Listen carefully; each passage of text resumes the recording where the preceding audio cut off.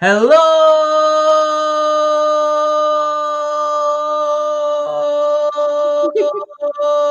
everybody. Happy Friday evening to one and all. We have a special guest here from Pops Reviews, Hassam. If you have not seen this channel, it is a fun channel featuring a lot of legends of wrestling card and dice, but much, much more. You also talk about miniatures and other types of games you play. And it's just a fun channel in general. Title bout boxing and some Glory Days boxing. And just, I highly recommend the channel. Pops Reviews, our good friend Hassam. Link provided in the chat and on the page. With that being said, I turn the floor over to you. How are you doing on this Friday evening? And tell us about your channel, because you can do a much better job describing it than I can.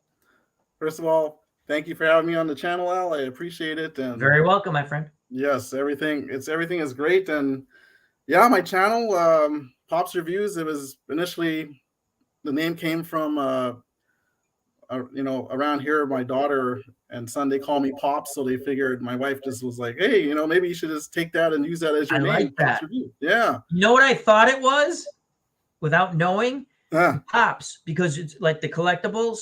Oh yeah, fun part. That's what, but I like that. I like that. Yeah. So yeah, you got to try and have a special name. Like you're an Al Red Sox fan, you got to have something that sticks out. Yeah. And then I just wanted to do a channel that was fun, of things that I liked, that I thought, hey, if you were to buy something, or if you had the same interest that I did and I buy it, maybe I should review it, or do an overview, or whatever the case is, and then maybe you like it, maybe you don't. You did an excellent review. I actually watched that before I purchased. Dave Little, I watched a lot of Dave Little playing Filsinger's Legends of Wrestling. Very fun game. I highly recommend if you're into wrestling. But then I came across your review also, which was really well done. You had gotten the color set, starter set, which is phenomenal. But I think that's the first video I watched. I think we both came out at the same time, actually, our videos, to be honest. So that was, you do an excellent job with that, with your unboxings. Oh, Sportsman Z's here, and Frank is here also. Let's say hello to Frank Wayne Sky. Says, fan of Pops. Filsinger wrestling show is very entertaining. Absolutely. Thanks, Frank. Sportsman Z says, hi, guys. Happy Friday. Another fun channel. Check out Sportsman Z for all your football prognostications. How are those first 2 weeks going for you? Our good friend Bob Zolke. He's a big Chicago White Sox fan and Bears fan. The Bears. Very nice man, Bob Zolke. So yeah, that's I think you hit it on the head when it comes, if you want a YouTube channel, just my opinion. You have to enjoy what you're doing, and you have to have fun with it. As Bob Zolke goes, like the rest of America and the world, not good. 16-16. You know what, Bob? That's not too bad. I bet you there's people with losing records. I know I run if we had an office football pool, allegedly, that I might run, crazy first couple of weeks in the NFL. But you were doing that pro strategy. You're doing the matchup Sunday, and then I was saying Detroit. I think Detroit's got them, because Detroit is playing some tough football. They're not going to win every game, but they're going to play tough. What's fun with the pro strategy thing we're doing, I'll do one tomorrow. I did it on Sunday last week, but we sim will be week 3. We'll sim it. It's for fun. It's not, there's ratings and this and that, but I try to switch the quarterbacks to the proper quarterbacks. Other than that, I'm not going nuts with injuries. And we just sim it out and we watch it and we have fun. And the first 2 weeks were crazy in Pro Strategy Football 2023. Guess what? The first 2 weeks in the NFL were crazy. Yeah. And it's just a lot of fun. And it's another fun game. We had Kerry Batts on with Mike in the Truck and Lee, who are mod creators and do so much for that game. And every season's free. I mean, some people, and I'm not going to make it a chat about this, but if you don't like a game, don't play it. But don't poo-poo it if you haven't really, you can change the ratings if you don't like them. It's so moldable. So Jim L is here. Jim L, hope all is well. And remember to check out the link for Hassem's channel, Pops Reviews, link provided in the chat and on the page. Let's get him over. He's got 94, I think it's 94 subscribers right now, or 96. Let's get him well over that. Come on. Let's all go subscribe to his channel. It's a fun channel. He's a wonderful member of the FOC, friends of the channel, friends of the community. We have a fun community, and let's keep it growing. And thank you very much. Yeah, appreciate it. You're welcome. So now you play miniature games. I saw you talking about miniatures. How did you get involved with that? But before, what was your first, we'll say, strategy game? Because these are, even whether it's wrestling or miniature, like the superhero, it's really about math, correct? It's a strategy game. What was the first game? Like for me, my first strategy game in reality was Stratego and Risk. And then for sports, I was just gonna say that. You were gonna say Stratego? Yeah, I still have Stratego. I still have it, even the original. The original. That's cool. Yeah, that's cool. Yeah, that was. Did you have a friend who just would plant the flag behind a bunch of bombs, and you just would sit there and shake your head, go, "You got to change your strategy, dude." Well, that's when you send the miner in there and defuse the bombs. That's right. Yeah, you send your spies and scouts, and then boom, bomb. You must have a flag around here. Yeah, I would be, man. Now thinking back more about it, checkers is a strategy game, so we played a lot of that too. Yeah. Now so Stratego, that's funny. My first, as Bob's, loved Stratego. Yeah. Fun game. Great game. Fun game. Highly recommended. For the strategy, for the thinking, it's good for young and old. Mm-hmm. So that was your first strategy. You ever play Risk? Oh yeah, we played Risk. We used to get into fights over Risk because you want to talk about backdoor dealing and all that, back room dealing, and you start saying, "Hey, listen. I won't attack you. Just you take out this person." And you're like, I'd be listening to this going, "Don't listen to him. He's winning. We need to gang up on him." That was another fun Risk. What was so how did you so for sports sims, for me, Fran Tarkenton football, which was my uncle's game, which he went, I remember he goes, "Where'd my Fran Tarkenton football game go one day?" And we're like, "Well, we kind of took it home, Uncle Jerry. We're playing with it." That was fun. It was a dice football. I can't say it was like chart. You got a chart of players with ratings. It wasn't cards, but it was similar. It was really a lot of fun. My brother and I played the living snot out of it, my friends and I. And then I got into Stratomatic baseball, which I like. Did you what was your first non-traditional? Because really, Stratego would be, to me, a traditional strategy game. Risk, right? Monopoly's a strategy game. What was your first non-traditional strategy game? Like Stratomatic, to me, as a kid, is a non-traditional game because I could not walk into where I lived, a toy store, and buy Stratomatic. I had to order it at a hobby shop, which I didn't even know it existed. And then when I found that out, I bought the original, the 1983 version, one of the original versions of Title Bout. And I pestered the living crap out of that guy every day. You have to understand, I ordered it through the shop, so every day I'd walk up there and go, "Is my game in? Is my game in? Is my boxing game in?" So. You know what? For me, Smelly Wrestling Geek, Warhammer.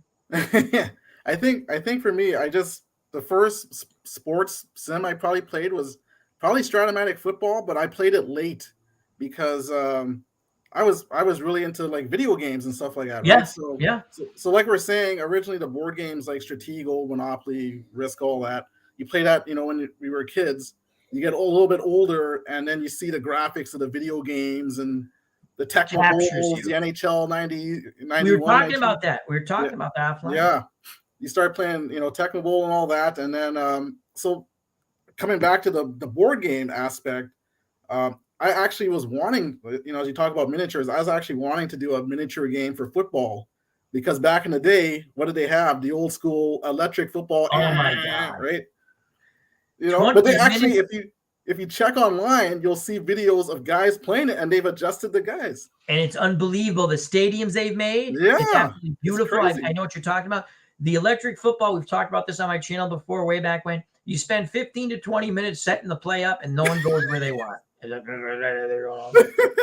But God, now if you look, you can see they fine-tune the bases, and they know where the guy's going now, right? So, but I, just maybe 2008 or 9, I had bought my first Stratomatic football game because I wanted to see, like, what's the Stratomatic all about, like, because and when you play these games, like we how we do with the wrestling and all these different games, you have to have that imagination. Absolutely. So I thought it was great. I bought the 2009 season. It's the season where the Saints won, and Favre is in Minnesota, and that's the season. That's a fun season, though. You get a lot of different. I did like that season. Yeah, that's why I got it. So I played a few games of it, but it was hard. Now, were you trying to play that solo? Because that's a tough game to play solo. It is, yeah. My wife played with me one game. Yeah. Just because, she loved me, and, I'll play the game with you once. Yeah. But that's a tough game to play solo. Even the Fran Tarkenton football with a lot less. I came up with a way to play it solo by just putting the defensive cards down, rolling a dice. When that was just a few years ago when I brought it back to the channel. Brought it to the channel. I said, it's a cool game. Let me just show it off a bit. It is fun. It was well ahead of its time. Yeah, absolutely. When I was a kid playing solo, I literally would shuffle the cards. You had I think it's 8 defensive cards. And then you just, you pick one. And that's the defense. So you're like, well, on 3rd and 18, these idiots were playing goal line. Well, I can't playing goal line. That's what I picked. But yeah, I played some Stratomatic football, tabletop card and dice. Sportsman Z does it on his channel quite well, solitaire. But when I played against my friend, and he'd get mad because I'd come up with these. You can't do that. I go, what do you mean I can't do that? And to me, I should be able to do whatever I want to do. It's football. Yeah. If I want to put all 11 guys up on the line of scrimmage and play goal line he goes, you can't do that. But it's a fun game. Baseball, much more easier to play solo because you can manage both teams. It's more, and see, I think. So that's a tough first game to get to play solo, but you enjoyed it. I did. But what was your favorite sports video game? It doesn't have to be the favorite, but some of the video games that you played. Yeah. Well, growing up, I had a Nintendo, so the first wrestling game I had was pro wrestling, so I loved pro wrestling. And then was the pro wrestling one with the guys who looked really small, almost midget like? No, they weren't midget like. They were they're almost like Fire Pro guys. I know you know what Fire Pro is. Oh yeah, I've used that. That's a fun game. Highly recommend that game if you just want to be a matchmaker and just throw some of those modded wrestlers at each other. And Fire Pro and the Phil Singer games, it's almost like I feel like it's the Phil Singer is like the card and dice of Fire Pro almost. Yes. There's a lot of similarities. I know what you're saying with the mod community. Yeah. A lot of similarities. And then the levels of level 1, light, medium, heavy kind of thing, right? So it's a lot of similarities with the game. But going I used to play like Tecmo Bowl. Tecmo Bowl is probably the reason that I'm a 49ers fan even more, because I know who Joe Montana was, but I didn't know who Jerry Rice was. I didn't watch football a lot. Well, you're now people don't know you're in. May I say where you're located or no? Yeah, go ahead. Yeah, in Canada. Yeah, Winnipeg. So you get a lot of the CFL. You get the CFL. We get NFL. We do. No, I know, but you mean CFL. CFL starts in August there, correct? Like June, end of June. Oh, really? Wow, end of June. Okay. Doug Flutie. I used to get up to watch the replays when he was playing in Canada. Doug Flutie. Oh. On ESPN, they'd replay the games at 2 a.m. I didn't know who won anyway, and I'd be like, he was one guy as a kid. I never was a fan of Doug Flutie, but I totally respect Doug Flutie as we've gotten older. Wardrobe Plays World War II says, I have now subbed to Pop's channel. Oh, thank you, Wardrobe Plays. Thank you. And check out Wardrobe Plays World War II. He also now has, which is military strategy. He plays miniatures a lot. It's phenomenal. Check that out. If you haven't subscribed to his channel, please do so. And he has a sports channel he just started. When he doing a few sports things on a different channel. But yeah, fun. Thank you very much, Todd. Yeah, do you remember Bo Jackson in Tecmo Bowl, the unstoppable play? Like if you didn't get him that split second, like you had that 1 second to tap, you was like gone. It was a touchdown. On defense, it was Lawrence Taylor on the blitz on a certain side. He was always going to get there. Well, Taylor's on the top. Yep. And Banks on the bottom, and it's crazy. That was such a fun game, Tecmo Bowl. I'm surprised for your channel that you haven't played with Bo to see how he runs in pro strategy. I'm a big and I went to a signing. We'll get to that, but we might as well show. I also got something at that signing that wasn't wrestling related. Nurse Teresa we're in line, and she says, see that helmet over there? And very few sports stuff at this hobby. It's comics and action figures and things like that, and all kinds of cool stuff. I was enjoying looking at it all. And I said, yeah, I see the helmet. I know who that is. I mean, the helmet, right? And she goes, did you see whose name on it? I go, it's probably Reggie Bush, good player, but I'm not interested in Reggie Bush. She goes, go look at the helmet. So I go look at the helmet, and it's a USC helmet. And then I look at the name. And if you follow my channel, one of my favorite football players of all time is Orenthal James Simpson. Yes, the juice. And that's O.J. Simpson, and he signed it Heisman 68. And I have the authentication letter, and I was like, well, that's leaving the store with me when I go. The one thing I do like to collect, I don't have many collectible. Well, there's junk behind me. Besides games, I collect games and seasons. I'm never going to be able to play them all, but I do like my football. Usually the mini football helmets. I have another one of my favorite all-time players, Gale Sayers. Yes, yep. And then I wore in high school my favorite page, one of my favorite football players also. I wore number 14 in high school, Steve Grogan. Oh, that way. Not getting the nice, yeah. But these are really cool. These are mini. They're real helmet. I mean, like hard, but I never wanted to buy a large helmet, and but I could not pass up O.J. Simpson. No, you can't. Regardless of whatever, I like him as a football player, and as a kid, he made me laugh. So, and I think I think that's the thing. As long as you're able to separate maybe the player, or in wrestling, like I'm a Hulk Hogan fan. Now, yep, I love Hulk Hogan. Do I love Terry Bollea? Probably not as much or whatever. He's just a regular guy, but his character, I love the Hulk Hogan character, right? I think as long as you're able to separate them, I think that makes a difference. JT's here. I'd like to say hello to him. Hello, JT, my friend. How you doing? Wardrobe is also subbed under his sports channel. So please check out Wardrobe Plays Sports. We got to get Todd on again. We had Todd on a long time ago with Devin. Smelly Wrestling Geek. Tecmo Bowl was so unrealistic, but so much fun. Oh, it was fun. Yeah, well, it didn't even have the right amount of guys on the field, right? No, it was short. It was short a few guys. Yeah, but hey, it played well. It was so much fun. Yeah. Yep. Kevin. Hello, Kevin. He says Tecmo Bowl was fun. Peter Griffin, how you doing?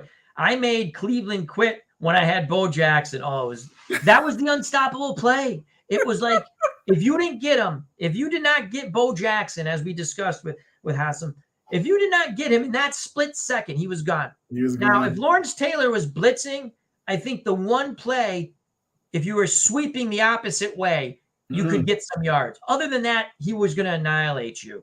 I think the original Tecmo Bowl, the first one, Taylor has a chance, but I think in the second one, I think Bo was just unstoppable now when he can run him around circles and all that. My God.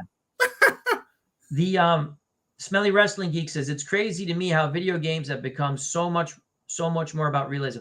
They're beautiful, and it kind of, in my opinion, takes away from the fun. It does, yeah. It takes away from the fun. It's too clean. It's too clean. Have you ever watched a movie and there's a lot of CGI and you're like, wow, that's neat, but the movie's too clean? Whether it's a war movie, an action adventure, a zombie, whatever, horror, and you're sitting there going, it's too clean. It's not gritty. Certain things have to be gritty for me. Madden was I enjoyed the old Madden games. I liked when they had the classic teams, and I would take hours upon hours of making the right helmets, the 2-bar helmets. And you could figure out what player was what, because they wouldn't give you the name, but they said this guy graduated from USC, right? Yeah. Was drafted by the Bills, started, so it's O.J. Simpson. Yeah. And I changed all the numbers to the right numbers. They got rid of that. I mean, I haven't played, nor do I want to play Madden anymore, but I haven't played in years. The original like 92, 93 on the Genesis with the passing windows. That was phenomenal. I was like, what is this? This is phenomenal. Bring that back. I'd rather play the passing windows Madden than what they have now. Yep. It's a buttons cruncher. Yeah. And again, if you enjoy the game, God bless you. It's about having fun playing the games you like. Right. And going back to Tech Mobile too, did you ever play as the Colts and they had, I forget who was their quarterback, but you throw like that Jeff George. No, I think it was Jeff George. No, Harbaugh, I think. Was it Harbaugh? Yeah. Harbaugh. Sorry, excuse me, Harbaugh. And you could run him back like a good 50 yards, and then you throw like this kind of sidearm pass. You throw it to like, I think the tight end was Pat Beach at the time. The tight end, Pat Beach, yeah. Yeah, so you throw this like sidearm kind of pass and be like, Peter says, sorry, just came in. What Pops Reviews, games, sports, movies, TV show? Pops Reviews, tell us about your channel again. Peter just came in. Yeah, so again, my channel, I wanted to do fun things that I liked, that I thought, hey, maybe I review them. And I'm someone, I'm not pigeonholing myself. I have all kinds of interests and hobbies and that kind of thing. So I do like, games, sports, movies, TV shows. Like, as you can see, I've gotten more so in the recent of like the miniature games and more of the sports simulation games of recent. But if I think it's something that needs reviewing, like even like I did that Walking Dead compendiums. Yes, that was good. And you know what? We've had those for quite a while, right? But I figured, the show's coming back on, and let me do this. It's probably still relevant. I've had them, and I thought they were great books. So yeah. I thought I'd do my own. I was not a big voracious reader of graphic novels or comic books, but my nephew got me those, and I always enjoyed The Walking Dead. They have Walking Dead books, which are separate from the graphic novels. Kirkman and someone else write them, and they're really interesting. I have one more to read. They're like these little mini side stories that they gave you all this background on. Mm-hmm. Like in the comic, the governor is shot by a woman. Well, they give you her whole backstory, and what was it called? Where were they from? The town. I can't think of the town's name where the governor was from now. But the community he ran, it's gonna pop in my head at 3 a.m, and I'll wake up and I'll go. I always have Alexandria, but I don't know if it was Alexandria. No, it's not that, but that is a community in the New York. Yeah. What is it called? Anyway, but they do this whole thing on that town, but it's how the governor got there. Excuse me, I got a coffee ground in my mouth. And then the rest community members that you really didn't know too much about, that were just peripheral, like you once in a while in the comic. Mm-hmm. And it's outstanding. They're books. They're legit books. Not that graphic novels aren't, but I mean it's a book. Mm-hmm. And they're fun. Yes. Road to Woodbury, or something like that. Woodbury, yes. Yeah. Right. So that was fun, and I do enjoy that. But yeah, you do an excellent job with your reviews. I highly recommend, if you have not subbed Pops Reviews, link provided in the chat towards the top and on the page. Please give a review, a subscription to our good friend Hassam. And I think another thing that I also wanted was just, a lot of channels, to get you with, they have the music and the big introductions and and that's great. Maybe I'll get there one day. Who knows? I don't know. Like I'm still building up to that maybe, but hey, Steeler fan. I just wanted to give more real reviews of things or overviews that that interest me and would interest you, but no fancy kind of stuff behind it. You know what I mean? So I just want to touch on this. Our good friend Bob Zulke, again, a wonderful channel in our community, Sportsman Z, says, seems like people hate Madden now. I think there's a lot of discontent with Madden. Can I say something on that too? Yes, absolutely. Since Madden became like its own, they got the NFL license on their own. 2K had the NFL license, and I think the last one, 2K, I think it was 2K2 or whatever it was. I can't remember, but 2K, the last game 2K made of the NFL, still to this day beats Madden, and it's really weird. Like it's almost like, what is EA doing with the license kind of thing? It's for a game from like, I don't know, almost 20 years now, is still beating Madden to this day. Like there are a lot of diehard 2K fans. 2K was fun. I had that too. I liked Madden when I did play. I always liked John Madden. So yeah. And Super Bowl tournament, our good friend Mike in the truck, who along with Lee create all the free mod seasons for Pro Strategy Football 2023. Check that game out. It's on Steam for $19.99, and every season it might be a bit deep for your pockets. It's free. Every season from 1940 to the present is free. Fun game. Some people say it plays similar to Tecmo Bowl. Yes and no. It's more beautiful than Tecmo Bowl. They've updated the animation. Even the other, it's just a fun game. Check it out. Pro Strategy Football 2023.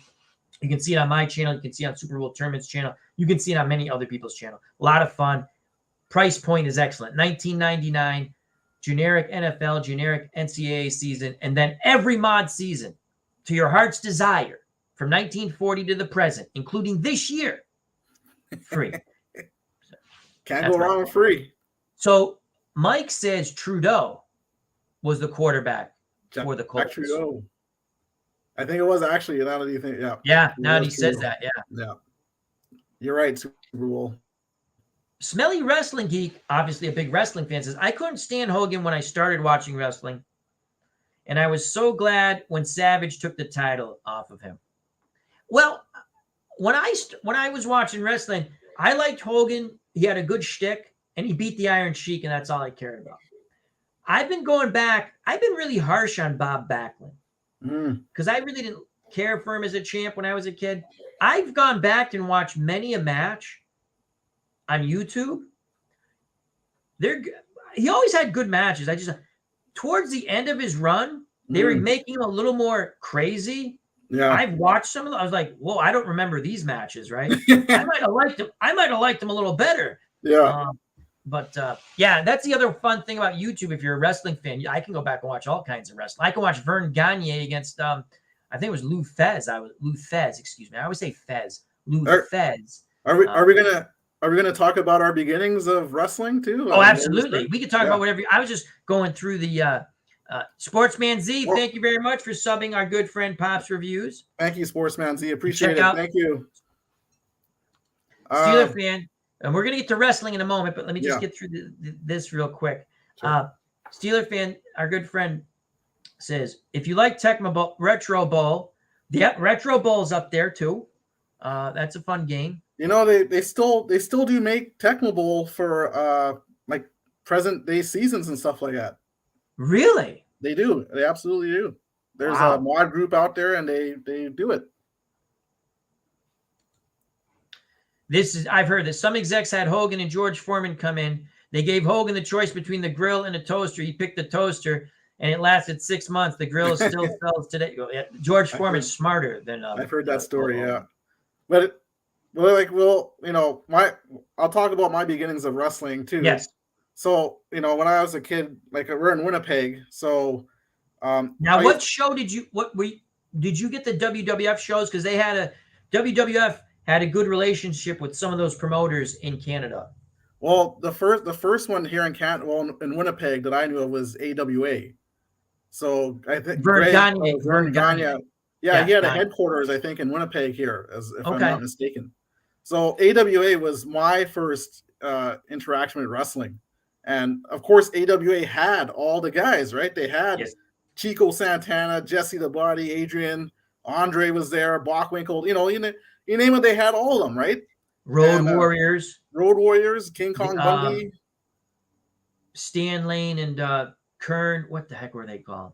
They Fabulous Ones. They had the best manager of all time, Bobby the Brain. They had the guys, right? When Hogan came in, I already liked AWA. My favorite team was the High Flyers. I like Jumping Jim and Greg Gagne, right? Yep. And they take on Jesse the Body. Did they win the tag titles? I think they won the tag titles in AW. Did they win the tag titles? Yeah, I think they. Yeah. They would go back and forth with the East-West connection or whatever there, right? Adrian Adonis and Jesse Ventura. Yeah, they'd be swapping the titles back and forth, right? So, and then Hogan comes in, and he comes in with Johnny Valiant. That was his manager at the time. So when he came in and he's taking on 2 or 3 guys in a handicap match, and he dropped a leg against all 3 guys or whatever, and I liked him. I thought, and then his persona developed in the AWA, right? Yep. And ripping the shirt and all that, and he was just a larger-than-life character. Now, let me ask you a quick question because it pops in my head. Yeah. Have you seen the Vern? You might have saw them when they actually happened. I didn't. I've watched them over on YouTube. Mm-hmm. Vern Gagne. I'm not Vern Gagne. Hulk Hogan and Nick Bockwinkel matches. I watched those just recently, actually. I just watched them again 2 weeks ago. Very good matches. Yeah. And interesting ways how they screwed Hogan in both of them. Well, because again, Vern didn't want to have the title on this muscled guy. He wanted a wrestler. Yeah. Yep. And, now, do you find it? And we'll get back to the AWA very quickly. Yeah. I find it so interesting when I watch these documentaries or I read online about the business dealings of the old school territories and how they wanted them run. And like you just said, Gagne, he wanted a wrestler. He did not like he would never put the belt, say, on Superstar Billy Graham. He wouldn't put it on. Not that he was going to, but that pops in my head. Yeah. Hulk Hogan. Yeah. Have you ever heard the story that his son tells that they were going to put the belt on Hulk Hogan? He was going to beat Bockwinkel, and they had this whole thing. And his son, Greg, basically says Hogan took that when Vince came after him, and basically kind of they ran with the AWA idea. Have you heard that before? I've heard Greg talk about it a bit, but he could say whatever after the fact. Like Hogan already left, right? Because Vern was like undercutting him with the shirt deals or something like that, I think, right? Yeah, he got mad. He got mad at that. Yeah, so I think that was the last straw for Hogan, and then they weren't putting the belt on him. I loved Roddy Piper too, yes, and and then so he leaves, right? And then I noticed he left, and then all of a sudden we were starting to get WWF on our TV. So when we got WWF and we see Hulk Hogan's there with Mr. T and Cyndi Lauper and Mr. Wonderful and Piper Norton and all, I'm like, what is going on? Like, what like, what are these celebrities doing at the at the matches?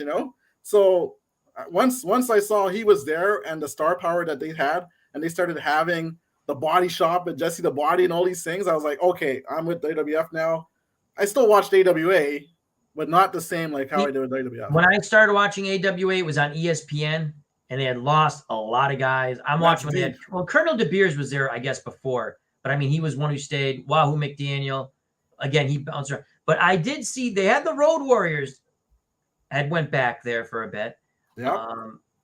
And I would watch that after school on ESPN. They had from the Showboat or someplace in Vegas. I can't remember. I don't know if it was called the Showboat. But those matches were okay. They lacked something. And now when I go back and I read all about the AWA and watch the documentaries, they had, like you said, they had a lot of talented wrestlers. They had the right guys to do it. Smelly Wrestling Geek says Cornette and Ellering were also two of his favorites. Jim Cornette. I liked both. I like both of them, but Ellering Ellering the guy with the Road Warriors? Yeah. Okay, I know. That's just Paul. Yep. Mean Gene Okerlund and Bobby Heenan. You're right. Kevin Phillips says they came from the AWA. They did. Yeah. And you know what was interesting? Bobby Heenan, when a lot of those guys jumped, they didn't honor their contracts. Okay. Yeah.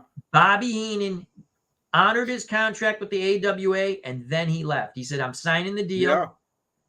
They're going to give me a lot of money, but he honored his contract with the AWA, and then he went over, which I found very interesting because again, I'm only getting one side of the story from Greg, Vern's son. Yeah. And he said that what Hogan told him, what everyone else, when he said, why aren't you honoring at least come do these shows like you said you were contracted for? And they would say, Vince said, no, we're getting paid more to stay home. He said, stay home, I'll pay you. What are they paying you? I'll pay you more. Yeah. Again, that's one side of the story. So, yeah. But when I was a kid, we only had WWF in our area. No cable TV yet. But I knew of a lot of other wrestlers, Hassan, because my dad was a barber and he had all these wrestling and boxing magazines. So I'm like, who's this guy bleeding on the cover? And it would be Ric Flair. Who's Harley Race? And I'm like, and I'd be reading about it. Of course, there was Bruno on the cover, but this was a little later when Bruno had already started to, retire and stuff. But I saw all these like, wow, what's this? What's that? Then we got an independent channel, Channel 20, out of Connecticut. And they brought me this wrestling from Texas that I had never seen in my life. And I went, holy cow. And it was, I think they had already changed their name to WCCW, World Class Championship Wrestling. Fritz Von Erich, promoter. And that's where you had Chris Adams, Kevin Von Erich, Kerry Von Erich, Mike Von Erich, David Von Erich, then the younger brother who the smallest brother, I can't remember his name. You had Gino Hernandez. You had, was it Sander Akbar down there, or was it I get the two guys who played those parts mixed up. But it was tremendous. And it was just different. Oh, you had the Fabulous Freebirds. Yeah. They were fun to watch. Ric Flair would be there sometimes. Yeah. Because it was still an NWA thing for a bit. NWA, National Wrestling Alliance. But it was just different wrestling. I still watched WWF and I loved it. And I was like, whoa, it's neat to see different wrestling from around. And it was always fun to see a guy that you saw in the WWF go down or see them down there and go, oh, they're doing it a little differently down here. Like maybe a guy up here who I never see really win, go down there and they're winning, Yeah. They're, but it was fun. And then that was at first different wrestling. Then we got cable. TBS had originally, I think it was Georgia Wrestling, which it was. I mean, I'm trying to think when I first, and then it changed and it went to the, they were at World Class Wrestling, WCW. And that was fun because I had to be honest with you. I had never seen what they call, quote unquote, a studio show. Yeah. Because WWF didn't do studio shows. They did arena shows. Were you getting like NWA, National Wrestling Alliance, before it went to WCW? It could have been because it was a studio show what they showed. Yeah. They literally, and again, you can find these on YouTube, and I found it fast as a kid. At first, it took me a little bit to get used to it. I don't like this. There's like 12 people in this, like maybe 50 really, right? And the noise was phenomenal. Like everything was boom, boom, because they had the mic. And once you got used to it, and I just went to watch the whole point was to build up so people would come out to see the live shows. Yeah. And but then because again, the WWF never ran what quote unquote was a studio show. Well, I think the original the original shows were in smaller arenas though. You know what I mean? It wasn't like the big arenas that they're the WWF, you mean? Yeah. Yeah. No, but they were still arenas. Yeah. And what they did was they taped a bunch of different matches. You weren't seeing them anywhere. They were like 3 weeks old, but you didn't know that, right? You just sitting there watching. You knew they weren't live. Yeah. It wasn't live wrestling at noon. And, I just want to watch my boy Dominic DeNucci headbutt somebody. I mean, if S.D. Jones and Dominic DeNucci were tagging, I was like, yeah, I'm in heaven. I'm watching. And as a kid, I'll never forget, they wrestled Mr. Fuji and Professor Tora Tanaka, right? Oh, boy, yeah. And they were going to win the title. I'm like, I sat down with my popcorn. I'm watching my hour of wrestling. And by golly, I waited all week for this match. SD Jones and Dominic DeNucci are going to win this title from these Japanese sons of guns. I didn't use sons of guns. I used probably some more harsh language than that. And I was like, they're going to win. And they're going to win. And then that dreaded salt trick. And I'm going ape shit as a 9-year-old, you know? Oh, how can they? Jesus. And then SD Jones gets hurt. Dino Bravo, then a face, comes in, right, to save them. And like maybe 2 weeks after or whatever, now it's Bravo and DiNucci. They beat them for the titles. And they had a little run. But yeah, it's funny you talk wrestling. I could name like all the transitions in the WWF for a certain period of time, like the tag teams, the Intercontinental Champions, the heavyweight was the champion was pretty easy. I can even do that pretty much now to a certain point. Nature Boy Buddy Rogers, Bruno. Then Bruno loses to the Russian. Koloff. Koloff loses to Pedro Morales.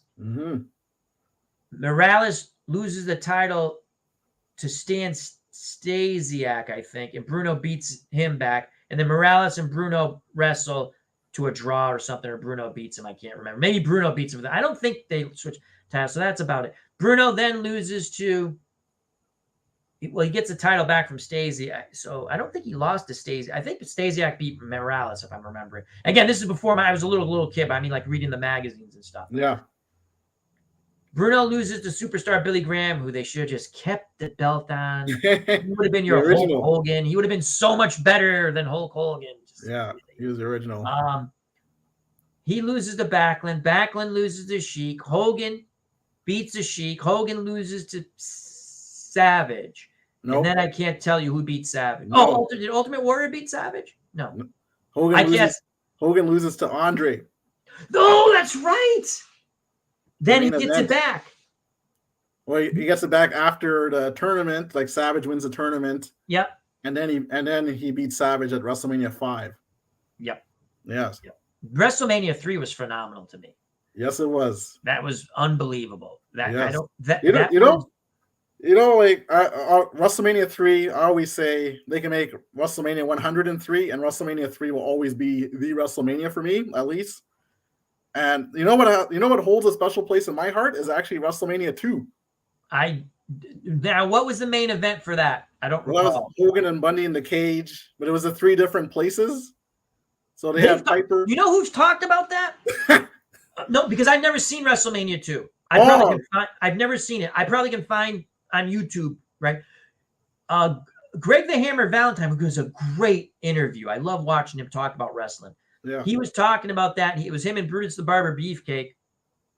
They were talking about how they had it in 3 different spots. Yeah. Because he was wrestling someone else he was in LA, I think he said. And then was it LA, Chicago, and New York? Yes. They were wrestling a tag match. They were the champs against the Bulldogs. And the Bulldogs. Him and Brutus. Yeah, they were tag team champs at the time. Yes, you're right. They were. And they were taking on the Bulldogs with Captain Lou, and Ozzy Osbourne was their guest. Really? See, I don't remember that at all. It's pretty funny. Like to say hello to main events. How you doing, my friend? The main event. JT, Mike Hayes dressed as Santa Claus in an Xmas show in WCCW was so awesome when I was a kid. It was fun. And Gordon Soley, yes, on Georgia Wrestling. See, I didn't see much of Gordon Soley because I was, again, in the north part, right? So yeah. Now, again, that was a different style of wrestling than what they gave you in the WWF. WWF was, we're going to go, especially now that, again, I go back and I watch these things on YouTube, these documentaries go online. It's the business of wrestling fascinates me to this day. Even when I stopped watching wrestling, I'm watching again. I'm an AEW fan, sorry. I'm starting to watch a little more. It's just, I always followed the politics of it or the strange goings on because I always thought this is the circus. This is P.T. Barnum. And they'll say that because it was a carny thing to start off. And wrestling was legit up until some of it was legit up until the early 20s. You can go back to see when, there are guys who would literally go, I can beat any man here. Let's do it. which then they would say, that was another cool thing. They'd have the Carney thing and they beat up some locals. They go, I mean, legitimately beat up some locals. And then they go through the show that was determined. And the fans were like, well, this is real. They just beat the crap out of Billy Bob. I mean, Billy Bob's a big guy. And this guy, 170 pounds, broke his effing arm. I remember you saying about Red Bastien, right? He was one of those guys. They had, I don't know. There's so many fun stories. But there's and I can't remember it. I can't remember the promotion. It's up north. It was either in Canada or like in the mid north of America. I forgot what promotion it was. And it was in the 40s, early 50s, and they would not put the belt on this. And again, it was determined, but they were so afraid to put the belt on this one wrestler because he was a shooter. There was no one they had who could legitimately beat him. Yeah. Meaning that if we gave him the title and we want him to drop it, and he says, I ain't dropping the title, I make too much money. We had no one who could beat him. And they didn't know of anyone that they could get from other, that they were sure could beat him. Yeah. Because he goes, this guy can legitimately beat somebody. So, I mean, they never let him wrestle for the title. Was it someone like Billy Robinson or something like that? Probably similar to that, because Billy Robinson was a legit shooter out of England. Yeah. I mean, there's a lot of my favorite, and I've reiterated, and we can go back to. I love talking wrestling. I don't get to talk about it. Nurse Teresa's like, stop. I'm 9 years old all over again now, which is not a bad thing. I still love the Dan Spivey story when he kicked the crap out of Adrian Adonis. I can listen to anyone tell that story, and there's slight differences here and there, but it always ends with Adrian Adonis getting his ass kicked. Yeah. And the first one I heard, my favorite, was and again, I don't know which ones. Again, the reality is he beats up Adrian Adonis pretty bad, right? Yeah. And then, but my favorite one, and I think it was the first one I heard, was Adrian Adonis was supposed to start a program soon with Hulk Hogan. So they're trying to make Adrian sort of invincible, which he really never really was that way. He was a tag team champ. And then he got into that. He had a decent bod. Then he got a little heavier. And then he did that whole, how can I put it? Gay thing. We'll just say that. No, that's the gimmick he used. Don't get mad at me. I can't remember. So he had told Spivey was talking with some wrestlers, and Adrian was kind of rough with him, and he let him be rough on one of their matches. And he goes, and another wrestler said, they're coming back. He goes, he's really doing this. He's hurt. He's hurting, going a little too far. And Spivey told him, if you ever pull that crap again, I will knock your ass out. This is, again, one of the versions I heard. So, and he goes, he was gross. You can have, he goes, he's gross. He's wiping snot on his arms and he's rubbing it in the guy's face. He goes, if you pull that with me, I'm going to knock you out. Yeah. And I guess he started in the beginning of the match. He started doing, and he said, you better not do that. And so they go through the match, and he literally got pissed because he's doing, I want him, and he literally punches him, or he catches him good. And the ref goes, what are you doing? This isn't the finish. He goes, the finish now. And I don't know if they counted or they did something, how they got, but now they get to the back. And Adrian Adonis is mad. He comes in, and Spivey just kicks the shit out of him. Yeah. I mean, he wrecks him. And then Spivey was funny. I forgot who. So Adonis doesn't go in the program against Hulk Hogan, obviously, because he's annihilated. He's all beat up, and they busted up. I forgot if he said it was Hulk Orndorff or somebody else, or King Kong Bundy or something. I can't remember what he said. He goes, they should have gave me some money. They should have thanked me. They got to run programs, and I knocked out that asshole. He goes.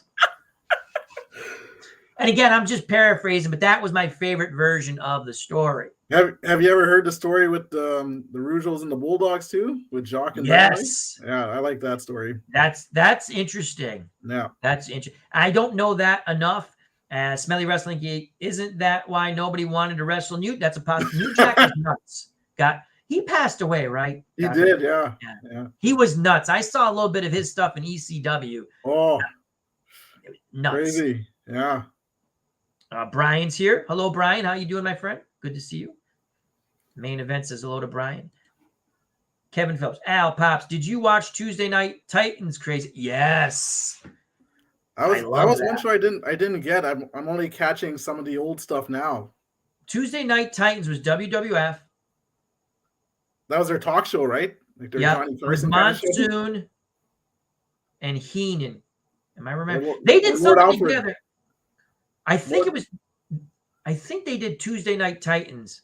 And it was like a video talk show, meaning like they went to clips and stuff. Yeah. It was fun. Oh my God, it's funny. It's funny Kevin brings that up. I was just watching a thing with him and Monsoon. They were so funny together. They were just fabulous. And another thing that makes wrestling, and we'll get to the Phil Singer games because that's, we want to talk about. We're getting there. We're getting there. A good announcer, Vince McMahon, when he was announcing, was to me a very good. I'm listening to some of the old stuff he did. Very good. Yeah. Gorilla Monsoon was good. He's my favorite, actually. Gordon Soley. So many. Bobby Heenan was great. Was funny. Yeah. A lot of different ones. But I mean, even like JR is very good, Yeah. And then, but what I enjoyed about if the wrestling announcer takes it serious, but not too serious, meaning he's calling it like a sport. I like that. And then he has fun with it. Yeah. Jesse Ventura was the heel announcer. Yeah. That was fun. Yeah. Because I had never seen anything like that because we didn't have Bobby Heenan yet. Yeah. I never seen a heel announcer. I'm trying to think that I don't recall a heel announcer. And Jesse Ventura was, and he just absolutely. Like you're saying, like, when we were kids, certain announcers kind of still resonate with you. Like I liked Vince. I really liked Gorilla. Like Gorilla was my favorite. And, as good as JR is, I still, in my heart, because Gorilla's my childhood, right, kind of thing. And then, another guy that I really liked, I don't know if you heard him much, or you probably did, was Rod Trongard from AWA. Yes. Because he would say stuff, he hit him in the breadbasket and the Irish whip into the ropes. And and I'm going to tell you something else. And then Main Event says, who draws big view numbers for me? Great Kabuki and Muda. They still love them, especially in Japan. Oh, Muda he's just a legend there. I mean, both of them are, but I never, it's funny that he had the two gimmicks that he was Muto and Muda. Kevin says he liked Ventura too. And then Smelly Wrestling Geek, as crap as Vince was later in WWE days, he was a genius up through the Attitude Era. His early stuff, really, because they called wrestling, they're still trying to give the illusion it's a sport. And I like the illusion part. Now, we all know you get a certain age, and there's some people who are like true believers, and that's cool if that's what makes you happy. You get to like 9, 10. I remember about 10, I'm sitting there going 9, 10. I'm sitting there going, wait a second. They have a commissioner. How come the commissioner don't come out? Doesn't he not see the replay when the guy takes a thing from his shorts and hits the guy? Something's not right here. Yeah. You kind of know that. Yeah. But it's fun. You still liked it. Go ahead. Sorry. No, go ahead. No, I was gonna say that, I think a lot of we from our generation, again, with all this stuff, is the imagination. Yeah. It captivated you, right? There was the guys had charisma, and it was very basic. WWF was very basic, meaning good guy, bad guy, no gray area. What I was saying. And they told the story in the ring. Like they were able to tell the story in the ring. They sold the tickets with, I'm gonna beat him. You come out to such and such arena, and I'm gonna take him out. And all, they sold that's a fun thing. That's a fun thing you do on your channel when you do some of that stuff. I do the same thing where I do my own little. Yes. Where I can't do voices. Cowbell. Yeah. Oh, that's my favorite one. The cow. I came up with that playing. It was the Tom Vogel's wrestling game. I said it'd be kind of funny if Christopher Walken, because Stan Hansen, the lariat, right? But he always the cowbell. You remember you come in. And I said, man, that would be funny if, in my mind, Christopher Walken's in the there, and then I've done it with Phil Singer. He comes out of the stand. Oh my God, Christopher Walken is the true manager of Stan the Lariat Hansen. And then I did a whole thing where he couldn't be at ringside. And we're going to get to this too, like the funny little promotion things you do. I came up in my mind. I said, what would I want to see? When some wrestler got in trouble, they put a mask on him, and you knew who it was. And the other people like, it's so and so, but he's got a mask on. We don't know for sure.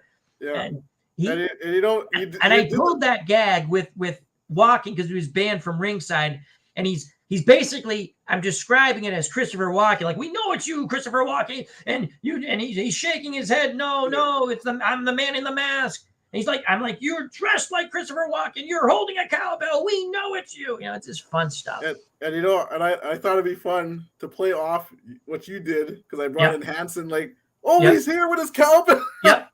It's fresh with the blood from Larry Sabisco.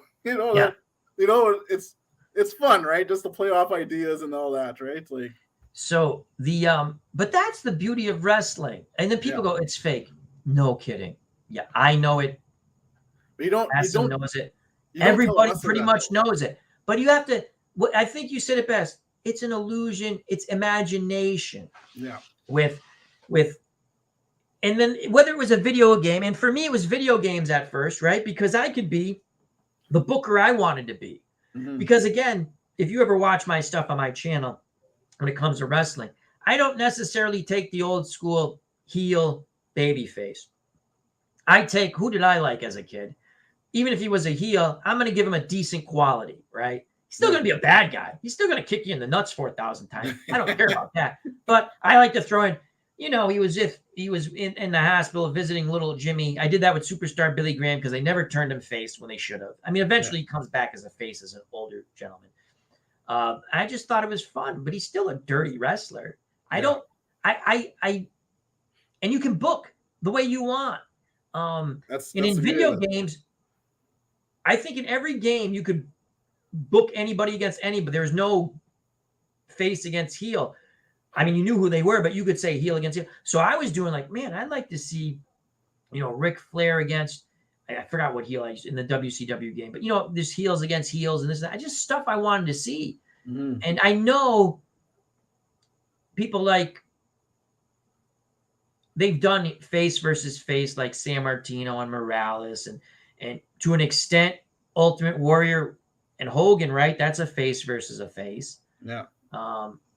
They don't really do heel against heel too much, which they really should, because the heels usually have they've got the better personas, the funner personas. It reminded me of the first time I think I saw a heel versus heel it was on a Saturday night's main event where Jake the Snake was against Macho Man. Yeah.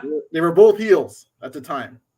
And the fans were kind of like split, like, the Snake bit him. No, that's later down the road with the Cobra. Yeah. When they did that routine. Yeah, that's crazy with that. Yeah. Yeah, that's a great one to listen to with Jake Roberts talk about how Macho Man comes in. He goes, how do I know that there's not poison in there? He goes, no poison. You let him bite you first. He goes, so I let the snake bite me. You let the snake bite you first? Yeah. No, have you seen that? And he said, and he sat there and he watched me for like 15 minutes. Okay. Yeah. Okay. That's still crazy to me. Love to watch him, man, though. Yes, Salvatore America. See, this is fun. We're gonna be bookers right now. Could you imagine Ken Patera and Stan Hansen? That would have been awesome. Stiff match, goes about 10 to 12 minutes, 15 tops, but they're sloshing it away, punches, slams. I would have liked to see that. We can, you know what? You can make it happen with Filsinger Games or whatever wrestling game you like to play. You could, absolutely. Kevin Phillips says, yes, sir. That's what I mean. I think, and again, I'll just talk about AEW real quick, and then we'll get back to, I want to know what one of your favorite, in Filsinger Games, what was one of your favorite, how you promoted something, what was one of your favorite storylines? We asked that to Todd from Filsinger Games and Dave Little, Uncle Dave Little, as I affectionately call him. And they had some fun ones, and it was just really fun. I think the Christopher Walken was one of my fun ones, and I have so many fun ones in my head, whether I'm playing them or not. But if AEW, which I like, the thing that's wrong with my opinion with modern wrestling, and I only really watch AEW. I'll watch some nothing against it. I started watching again because of a certain wrestler, Danhausen, who I met on Saturday last week. Someone made a bootleg card. Yeah. I had him sign it, which I can never figure out which way to point here. Yeah. There you go. Yeah. So, and he was very nice, very evil, but very nice. Very patient with people. He was very nice. I end up getting this. Yeah, that's awesome. Signed up there. Yep. And then down here, this is when Nurse Teresa and I were in Worcester. We took this photo. And that's him wrestling Ricky Starks. And he signed. It got smudged because I got too excited. I put it in here too quick. And I'm a fan of obviously comics and that, so I really love the comic art. That's really nice. Oh, I will when I go there, I'll talk to you offline about that. I'll talk to you offline about that. See if we'll send you some. So I just stumbled across him, like his YouTube Cornette. I was listening to Cornette, and he had left a message for Cornette. It was really funny. I go, who is this guy? This guy's funny. So I just typed him in on YouTube. I never heard him. He has a channel. So I started watching. Again, he's goofy. To his credit, if you watch his old stuff, he can wrestle. Now he's a gimmick. He was always a gimmick wrestler. Not back then, but he's a smaller guy. He's he's about my size. I'm actually probably slightly wider here than he is. So I give him a tremendous amount of credit to sit there and go in there and do what he does. And he's a self-made promoter, self-made everything. God bless him. I really, it was fun. Yes. But what, and again, we throw it out to the chat and throw it to our special guest, Hassan. Even in the WWE, they do it, but not to the extent. And again, I don't watch as much, so you can correct me if I'm wrong. I don't either, to be honest, but go ahead. AEW, I'm going to tell you the two shows I watch weekly almost. Now, I might not watch it tonight. I'll watch it tomorrow morning on demand. I watch the AEW wrestling shows. Most of the time, I'm happy with them. Sometimes I'm like, that doesn't make any sense. It doesn't make sense. You know, I wish they would go back and watch some of these old matches, not necessarily for the moves and the styles, because that wrestling's changed. I get that. But the logic of it. If someone's hurt, right? Yep. You put them on the ropes. Dude, no one in real life, unless you're unconscious, is going to sit there and help you. Stop with the helping up of people. I hate that. Yeah. Stop with jumping over the ropes and the other three guys catching you. I hate that. Yeah. There's you watch some of these guys, and I'm going to forget his name, and I like him. He doesn't win much, but he's phenomenal. I call him the Ginger because he has red hair. And if Teresa was in here, she'd tell me his name right away. His brother's hurt. They were a tag team in AEW. But I watched him wrestle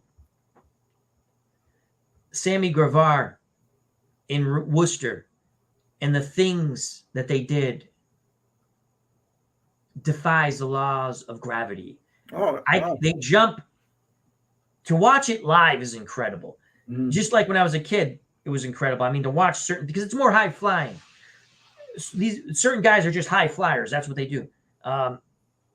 Orange Cassidy's good too, but I can't remember this guy's. I can see him. It's driving me nuts. He jumped from the ring to the top rope like a ballerina. You know, like someone who does the walk across the rope, and then he does a backflip on that. Oh my God! Then Sammy Guevara does the same thing. It's unbelievable. The problem is, it's okay to do that when you and they did it well because it made sense what they were doing. Yeah. Too many false finishes still. Diamond Dallas Page said way back when, I knew when they wanted me done. No one ever kicked out of my cutter, the diamond cutter. Remember the move, the reverse kind of neck breaker thing, which was really cool. The first time I saw that, I was like, and I'm sure someone did it before him, but I mean, the first time I saw it, I was like, wow, that's cool. Yeah. And he said, he's another fun interview. He's a very smart man in aspects of things. He said, there are people who blocked my diamond cutter. There are people who denied me from getting the diamond cutter on them, but there was no one ever who kicked out of the diamond cutter. That was my finishing move. He goes, I don't care if we're going and they say, no, you don't get to hit him with that. I'm cool with that. When they said he kicks out, I was like, can we not do that? Let him beat, whatever. Let him block it. Let him, do something. And he goes, that's when I knew I was all done there. They were trying to move me out. I got popular. The fans, no matter what, liked me. They tried to make me back into a heel. The fans weren't going for it. They were going to cheer me anyway, and they wanted to get him out. But anyway, that's what's interesting to me. I'd like to see them go back to some. You see some logic in some matches still. I can take the high flying, but don't do the whole. I'm up here on the top rope. I'm going to help you up so you can suplex. It's horrible. It's horrible TV. And don't do the. I'm jumping out and 3 guys catching you. They've cut back on that. And I was telling Nurse Teresa, I'm like, oh my God, I think it was last week. I'm watching them and I go, oh my God, they went back to this nonsense. Yeah. Don't do it. If you can't do the move, don't do the move. Yeah. Do something else. Yeah. So, as you talk about high flyers, one guy I'm really impressed with he in WWE is the kicker there, Pat McAfee. He was on there, yeah. Wow, he's a good wrestler. I didn't see it, but I know he wrestled. He was on one of their pay-per-views or one of their special. Well, he did the match at WrestleMania there with I can't remember who he wrestled there at the last WrestleMania, but he did a jump from the mat all the way to the top rope. Like, that's impressive to do that kind of jump. And he was a kicker. He was really good athlete, that guy. I'm really impressed with him. You know what the funny thing is, Al, too? Sorry. No, go ahead. That the guest celebrity guys that they're bringing in WWE, like the guest celebrity wrestlers like the Logan Paul and he wrestled in high school. He actually has some wrestling background, yeah. Logan Paul. Okay. But these guys, they're doing better than the regular guys. Because I have not watched it, but that wouldn't shock me with Logan Paul. I'm pretty sure he had a wrestling high school that was pretty good, to be honest with you. Yeah. If I read correctly. Here's another. I think I have that game on Steam, and I think that's a promotional game. It's kind of interesting. I played a little bit. I think I have a version of that game, Smelly Wrestling Geek. But the thing I would do, and again, whether they listen or not, and they're the ones making money, you have to have some sense of it. They just put together what I think is a fun heel group with Stokely and all these mid-card to below mid-card guys, really. And he put them all together. And what do you want? And they're the ones who have helped MJF get the chip so he gets a title shot. And some people didn't like that. I thought that was the best part of the pay-per-view. These guys, these masked guys, they're having that battle, the battle royal thing, the casino royal, what they call, right? Yeah. These guys storm the ring. They're in hoods and they beat up all the competitors, right? And I'm like, this is when I'm like, this is great. I love it, right? And then this smaller guy climbs up the ladder, grabs the thing, the chip, right? Yeah. Climbs down the ladder. Takes it, and it's Stokely, the manager, and then all of a sudden, the Rolling Stones song, the something to the devil, pleased to meet you. Let me tell you my name. The song comes on, and here comes the Masked Man, and his mannerisms. It's MJF, right? He comes in there, and he gets there, and Stokely goes, and all the other guys clear out of the ring, right? Yeah. They let him go in the ring with just Stokely, and he goes. Gives it back to him. And the fans start booing. He goes, and he leaves, and all the other guys walking behind him. But they made this heel group called The Firm that they back MJF when he needs back, like when we're on retainer, meaning you call us, we come. But it's a fun heel group. I hope they do something. I hope they don't do like they did with I was a big fan of House of Black. But they didn't do anything with them. And now, one of them, and a guy who I like a lot, I got Aleister. That's when he was in the WWF. I got Aleister Black. Malachi, he's gone. He ain't coming back. He doesn't want to come back. Yeah. It's a shame because I thought they were going to build that group up to fight the. If you don't watch AWA, they have the combat. Regal has the Blackpool Combat Club. And I thought, oh, wow, this would be cool if they clashed because it'd be really cool. And they never.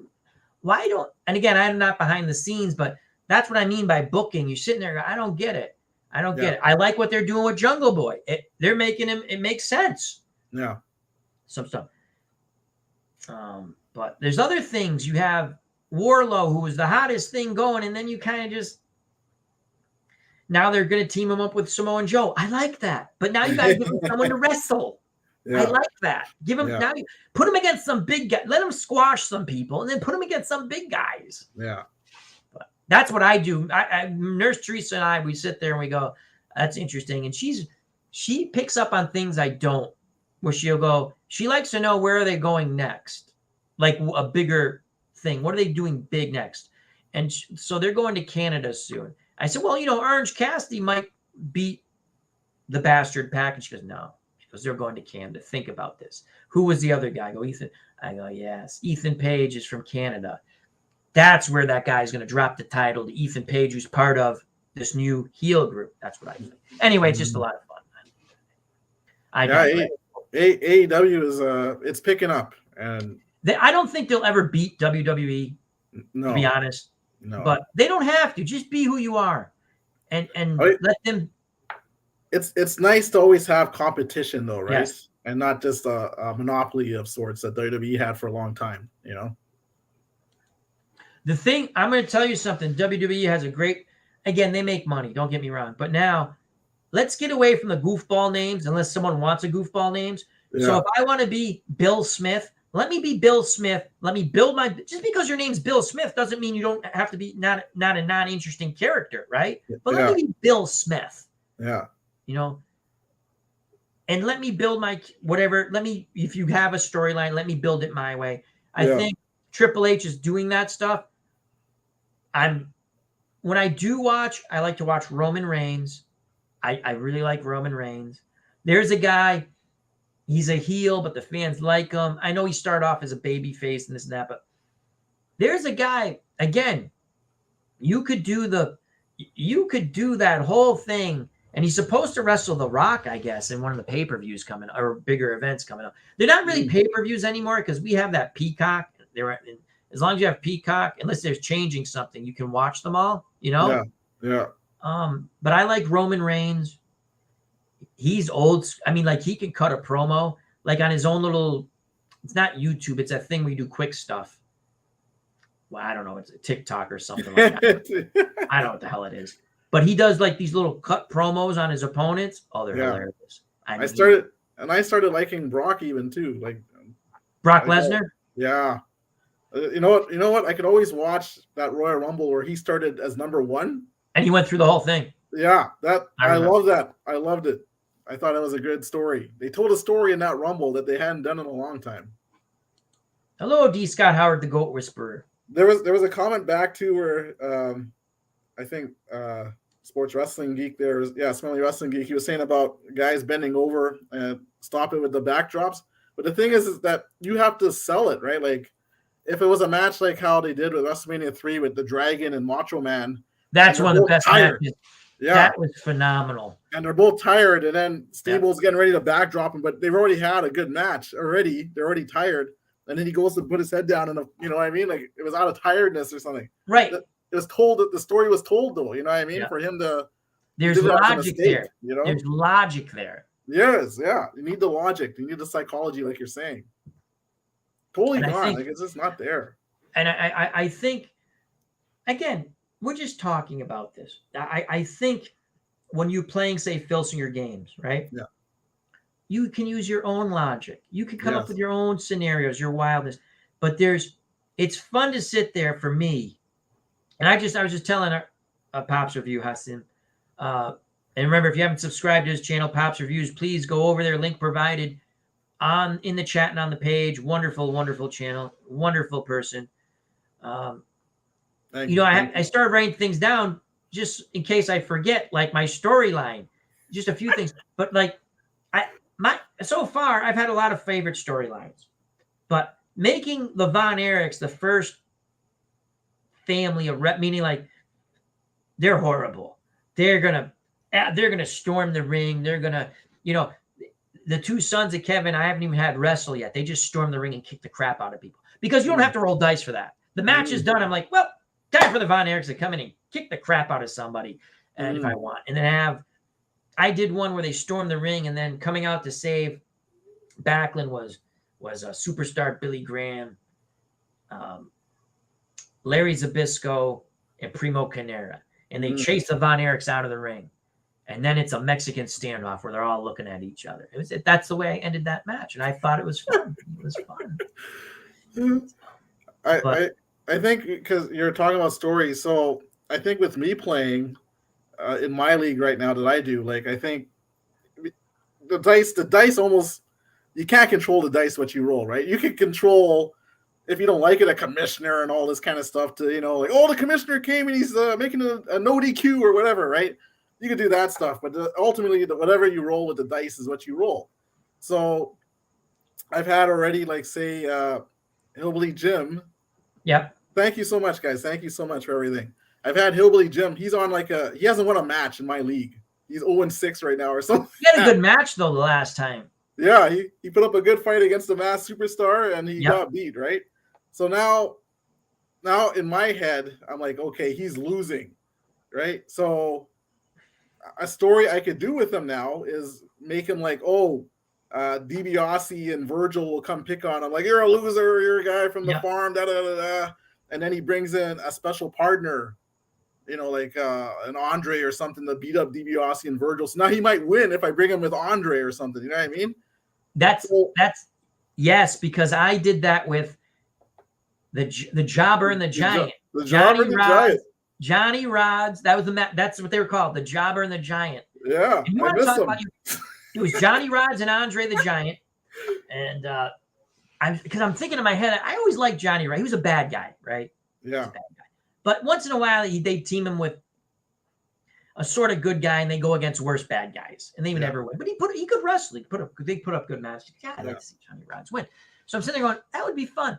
And was it you or someone else that said in the comment that it was, I can't remember, but I put them against they upset Brutus the Barber Beefcake and Greg the Hammer Valentine, and then they beat someone else offline. I said, you know what? I'm going to do a tag team for the vacant world tag team against the Road Warriors. And I'm like, I'm going to play it up. I always had Andre start the match first. Yeah. And if you could wear down the guy. And I have in my head, you can't just keep the guy in X amount. Sometimes when I'm playing offline, I'll roll a dice to say he can stay in for X amount of moves offensively, and then he makes a tag. Sometimes, other times I don't. When I play online, I don't. I just say he's got, in my head, I said he got tag out about now. And I'm like, maybe he wears him down, and we do like against where Rods comes, he had the fist punch, and I always made him come off the top rope. Like I had him, like when they beat Greg the Hammer and Brutus the Barber Beefcake. I think they called the Dream Team, right? That's right. Yeah. I had him because there was going to be a count out, right?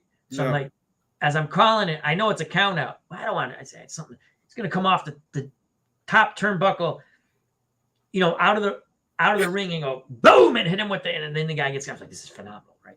And when I had a count 3 on Johnny Rods, like, oh my god, I don't want these guys to lose. I made dream ends.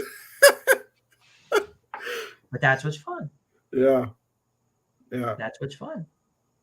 That's it's all with the dice, right? So, but I like that if you could take Hillbilly Jim, who has a good, what's he, a 3? I think he's a 3, right? Is he a 3 or a 4? Yeah, 3, I think. Yeah, that's a good card. Yeah, that's a good. I mean, most guys are 3s. There's a 4 for Filsinger cards. I don't think there's any 5s. Well, no, there might be. Rods is a 5. He could be a 4. I think he's a 5, which I thought was a little rough. But I have it over here somewhere. Whatever, he's a 4 or 5. But most of the cards, 1's excellent. Some guys are 0s. I think there's a 0 in there somewhere. I can't remember. Does Inoki start off as a 0 or a 1?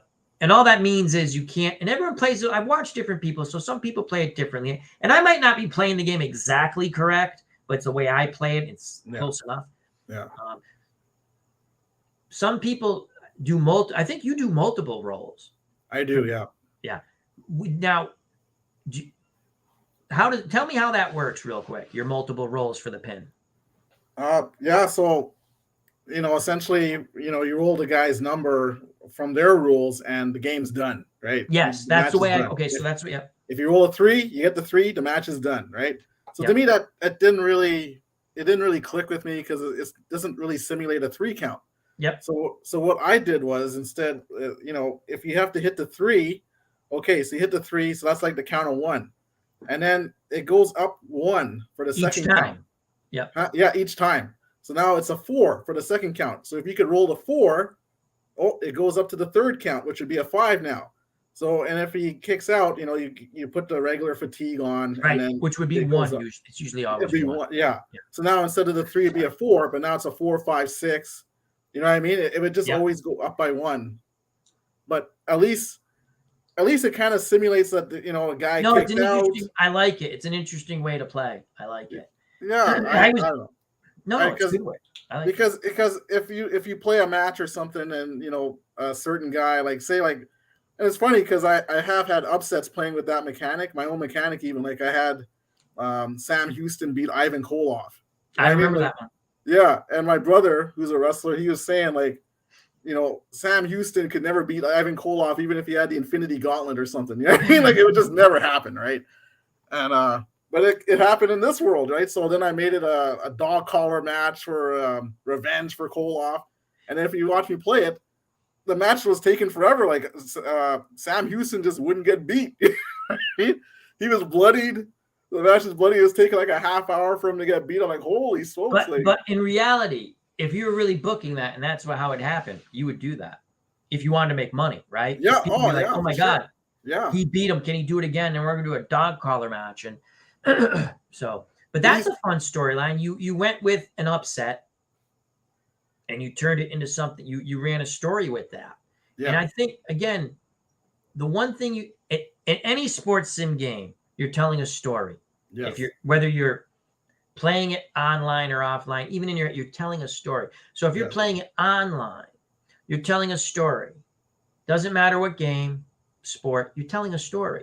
Yes. Whether you're playing as played or lineups you want to use or fictional boxing match, you're telling a story. With wrestling, you're telling the story, but you got that added, you can throw personality in there. Now, you can do that in any game, but with wrestling, you can really do that. You can, Well, even I had a match with Harley Race and Luthez, and Luthez is a champ, right? So then Harley beat him with like a shoulder breaker. He didn't use his finisher. He beat him with like a shoulder breaker move. So I'm like, well, would Luthez lose on a shoulder breaker? I want to say he got injured or something off that shoulder breaker. Like it was a vicious shoulder breaker that took him out or something. You know what I mean? Like you have to make it, in my mind, I have to make it work. Plausible. Yeah, I have to make it plausible. It's got to work for you. Yeah. That's funny you said that. JT says, I stole Pop's 3 rolls, but I reversed it. The hardest is the 3rd roll, which equates to the game's actual pin rules. Oh, nice, JT. Nice. So if it's 3, would it be 1 on the first roll? Which you can't get at 1, so it'd have to be a 2. Is that how you do? You go like 2, 2, 3, and then back to 2 kind of thing? Is that what he's saying? Like that? I think he maybe goes up higher. But that's interesting too. And again, play the game the way you like it. Yeah. What is, for Phil Singers, what is a card, because you said this offline. So what's a card you really like? It doesn't necessarily have to be the best, like statistically why. By stats, I mean ratings. Card you like, whether it's the artwork or just the wrestler, and what card, because in your words, say maybe a little too powerful. Yeah. I think if we go with cards I like, I think like I liked actually playing with like Bobo Brazil or Agent Adonis because they both have their finishers at 5 and 6. Yeah. So it's a little easier to get them off kind of thing, or go back to like for Adonis, it makes sense for me because I always used to see him put on a Goodnight Irene on someone, right? And then if he like backed the guy into the turnbuckle, he grabbed it back on again. You know what I mean? Yep. He rolled a 5 or 6. I like that. It back on again, I like that. Yeah. Yeah. So I like that. Or Bobo Brazil, he's doing a big cocoa butt and you got the guy up. He did it again. He hit him with another one. I just watched. Sorry to interrupt. I just watched a match. Now I have to be honest with you. I knew who Bobo Brazil was. My dad and my uncles would talk about him. Yeah. I saw him in the magazines. I never seen him wrestle till last week. Bobo, and he was in his mid 50s or Yes. late 50s. Bobo Brazil, Big John Studd at the Philadelphia Spectrum. I just watched it. I just watched it last week. I went, at that age, the guy could still wrestle. Yeah, It was I didn't. plausible. And then when you see the two of them, like when I just watched the match myself, right? You see the two of them, I'm like, Bobo Brazil is tall. He's a big. Now, again, wrestlers are big guys, most of them back then, especially in the WWF then. They like big guys. But he is much bigger than I thought. In fact, when I got the Filsinger card, right? Yeah. I was like, whoa, I didn't think he was that tall. I didn't realize he was what they marked down there. And then that's what made me go, I've never seen I've read about him. I've heard one of my dad's favorite wrestlers was Bobo Brazil. Yeah. And my uncle's, oh yeah, Bobo Brazil. And I was like, I've never seen him wrestle. And and that was for a guy that age, right? Yeah. To go against Big John Studd, they worked the match. I should say script because they worked the match well. Those matches were not, when I say not scripted, yes, predetermined, but I mean, though, correct me if I'm wrong, anyone, the old school matches, they had an idea, and then in the ring, they would, from what I understand, the heel would call the match usually, meaning we're going to do this, and then you come back and blah, blah, blah, blah. And if whoever's supposed to finish gets goes the way it's supposed to go. Yeah. So I thought it was a really well done match for what they did, what they could do, and it looked good. Yeah. It was realistic. It was plausible. Yeah. To make my point, when you do stuff you can't do, AEW has a lot of women wrestlers. They have a lot of wrestlers, period. Some of the women wrestlers wrestle phenomenal. And then others, you got to give them a really good dance partner, because if you don't, it's not good. And my point is, when you know, if I see it and Nurse Teresa sees it, I'm sure other people see it. Absolutely. So if you have two people who aren't the best dance partners because they're still kind of getting used to each other or learning, why don't you just tell them, do stuff you can do. Don't do the thing off the bat, the rope, because guess what? You missed that last time. You missed it the time before. It looks stupid when you miss it. Yeah. God bless the announcer. Go, well, they slipped off the ropes and they couldn't. Just don't do it. Don't do it. Do something else that you can do. Yeah. Like if someone says, well, we want you to gorilla press Hasim. I can't do that. Stupid. Not going to do it. In my day, I was strong. I still don't think I could gorilla press him. Why don't maybe a drop kick? Maybe I can do that. And then Hasim can move. Can move. And he can drop the big elbow on the other leg, and he can 1, 2, 3 me. And the fans will pop. I can be the bad guy. I don't mind. I prefer the bad guys. I'm just saying, you have to. I was very impressed. God, Teresa looked up his age. I want to say it was either 59 or 61. I was in shock how old he was when he was. I'm like, my dad said he wrestled in the 50s, like early 50s. So I'm sitting there going, this is 1984. Holy cow. But you know what? Like a lot of these games, what I find too is actually, I start looking up a lot of these guys. You know, like you start regardless of game or sport. I do the same thing. Even like as I've started to get, because of you, it's because of you, Al, I've gotten back into like the boxing. I'm like, why don't I have any boxing games? Boxing games are fun to me. That's my favorite. They are. It's my favorite sport. It's always been my favorite. It goes hand in hand with the wrestling, though. Yeah.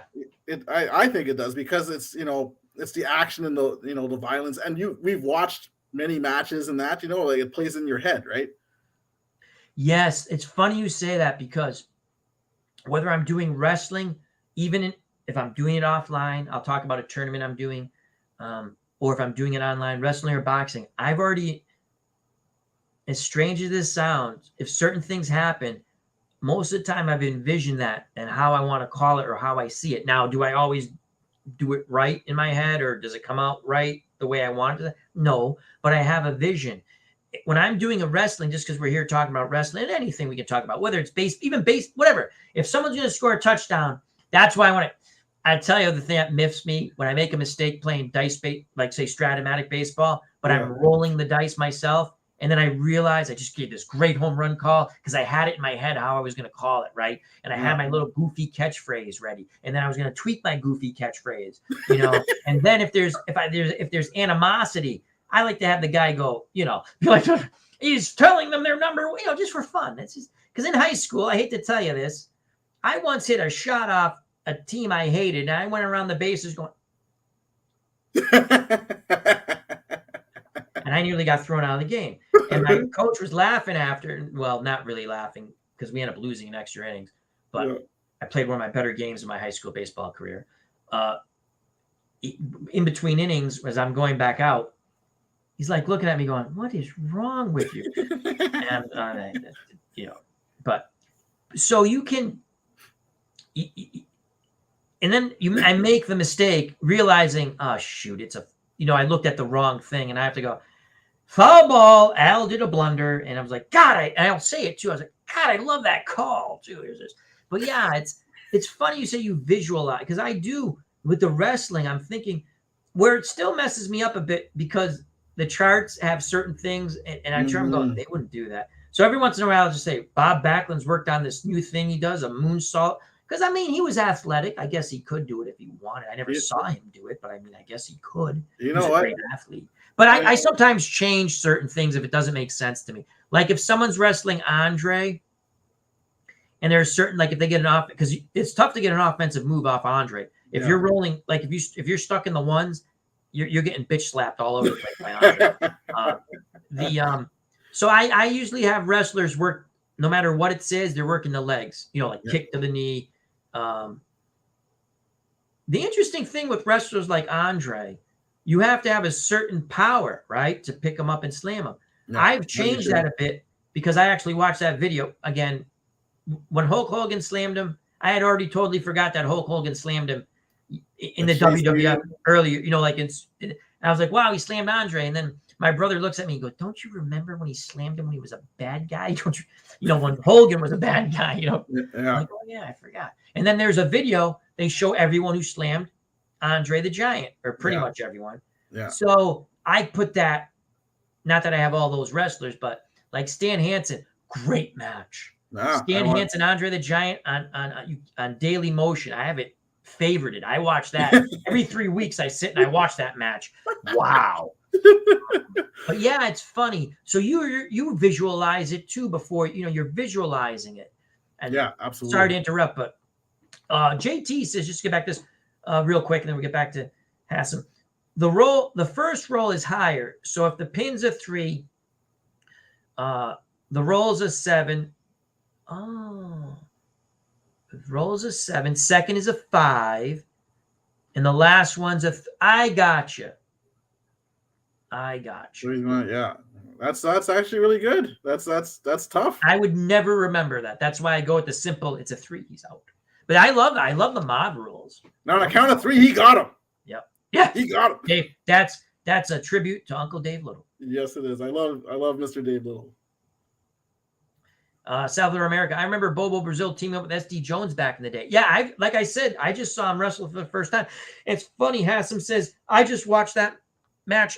Was it the same match? Was it the Big John Studd? It was the same match at the Spectrum. Yeah, cards? Are those cards phenomenal? Those cards are phenomenal. I'm sitting there going, I don't remember these as a kid. Yeah. Like these cards are freaking awesome. Kevin says, never seen Bobo wrestle either. Kevin, guys, late 70s, 80s where was Bobo Brazil? I think he bounced. He did. I think he was a special attraction. I think. Yeah, he was. I think he was too. Yeah. He was not a regular. Again, I watch these matches. And if you're a wrestling fan, I highly recommend going to YouTube and watching whatever federation territory you like and watch different ones too. The WWF would bring up guys from the South, Southern, different territories in the South. Eddie Gilbert, a young Eddie Gilbert, SD Jones against each other. Fun match. They wrestled to a 20-minute draw. Wow. It was an opening match. They wrestled to a 20-minute draw. But it was funny. I'm like, that's Hot Stuff Eddie Gilbert. Yeah. Ted DiBiase, very young Ted DiBiase, you'll see. Yeah. You'll see others. The other guy I forgot, and then I'm watching, I was like, oh my God, I remember this now. Swede Hansen. Yeah. And he was a bad guy for the majority of his career. Okay. But I remember when he turned, where the fans started liking him just because he did certain things. And then they let him do something against a bad guy, a heel, and the fans really went, they liked it. Yeah. And again, he's tough to like a guy. I mean, he would come in with the Confederate flag, but he always tipped his. And again, this is a different day and age. You would never do that now. I didn't like it then. And again, I'm not going to go into that because if you know me, I'm moderate to conservative. So I'm not like whatever you might think I am. But I mean, nothing really bad. I'm just sitting there going, wow, we come in with a Confederate. I don't know. I mean, we kind of beat those guys, right? I mean, we kind of beat those. But he would always tip his cap to whether they were booing or not. And I read something. He never, when he said, I will not, again, it's all called. He goes, I don't win. He very rarely cheated to win when he won. He would do dirty tactics, but he didn't, no one came in the ring. You know, it was, he went, in his mind, I want to win this way. Because he didn't like to win in his mind, right? Yeah. And I guess he was a very nice man out of the ring. So now they saw an opportunity. The fans were kind of cheering him a bit, right? So, hey, he's at the end of his career. He's a nice guy. Let's turn him, right? And they do it in the Bob Backlund's wrestling Samba. I think it's Superstar Billy Graham with the karate gimmick, right? Yeah. I actually watched it, and the special referee is I just forgot his name now. Stan Hansen. No, Sweet Hansen. And everyone's thinking like he's going to side with the other heel, and he doesn't. He called the match straight up, which Superstar Billy Graham gets pissed. They have an altercation, right? And the fans pop for Sweet Hansen. It was really clever. I was like, good. And I kind of remembered, not that, but when he was sort of a fan, he wrestled Salvatore Bellomo twice on 2 different shows. They're shaking hands before the match. After the match, they're shaking hands. You know, at least the ones I said, that's brilliant. This is like before they're going to pop him to be a good, you know, he still did his dirty, his questionable tactics, but at the end of the match, he lost. He shook the guy's hand. Salvatore Bellomo, someone who brought that up, he goes, I remember like when he first came, he won all these matches and then he got squashed by everybody. I was like, oh. That's all I knew him as, actually, was like him and SD Jones. I didn't know they had, you know, a decent career, but then when I started watching them, they were they're squash match guys. Squash matches, yeah. I love talent. Where is it? It's right over here. I love SD Jones so much. There's a thing in Filsinger Games where you can as a PDF file, which I didn't know. It's in the online thing. Yeah. This is a regulation SD Jones. Oh, nice. And Abraham Lincoln's in that set, along with some other guys in there. Neil Mascaris, I was able to get. So I'm very happy about that. So, I was like we were saying offline before. I've become spoiled where I need the color. Yes, you like the you love the artwork. I love the artwork. You like when they're colored in, which is beautiful. So which is your favorite out? Which do you like so far of Warner's? Well, I'm going to be honest with you, right? Yeah. I'm not lying when I say these things. Yeah. When I go online searching and then I come across and I pay, I love my SD Jones, Special Delivery Jones car. Again, did he ever win a title? No, to my knowledge. You know, maybe I only seen him wrestle. Maybe somewhere else he was some sort of territorial tag team champ guy. I love this card. I love my Neil Mascaris card. I love my Andre the Giant card, which are all ironically black and white. Black and white. Yeah. I like, my favorite, Inoki. Love Inoki. That was the newest Hall of Fame set. Yeah. I ran him against everyone in that set except the female wrestler. He beat everybody.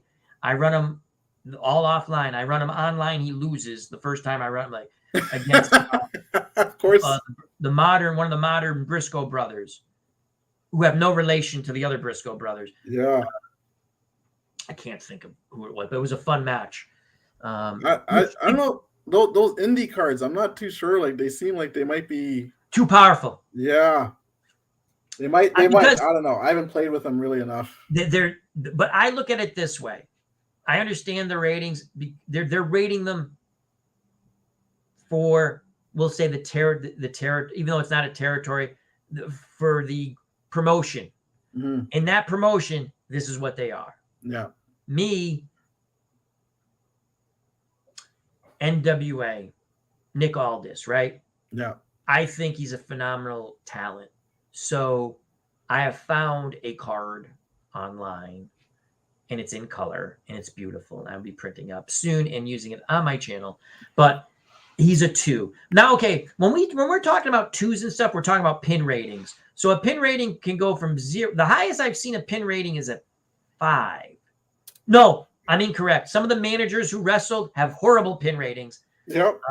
So a 7 or an 8, actually. But normally the highest I've seen is 4 to 5. And I think Rod's is a pretty high one. Rod's is 5, which I have it over here somewhere, and I just don't want to dig through all my gazillion cards. It's, you know what game's usually on my tabletop? The 2 games are usually either Glory Days Boxing or Phil Singer Games Wrestling. The are on my tabletop. You see this? Ooh. Is that the one? I think that's the one. Is this the one you have? I'd have to. I haven't printed it up yet, but it's similar to that. There's 2 guys. There's 2 wrestlers. The other wrestler I never heard of, but he's in the end. Oh, that's the closest thing now. You can watch them on YouTube. They have a website too if you want to pay to watch that, but that's like a studio show. That is what it's. Colonel De Beers. Yeah. There's no way to turn that guy face. There's just no. He was a and again, his character. He could be the nicest guy in the world. He's playing a character. Yes. But yeah, there's no way. I'm sitting there the other day. I'm looking at it going, is it possible to turn? Not that I would. I'm sitting there. How would you turn this guy face? I don't even think you could.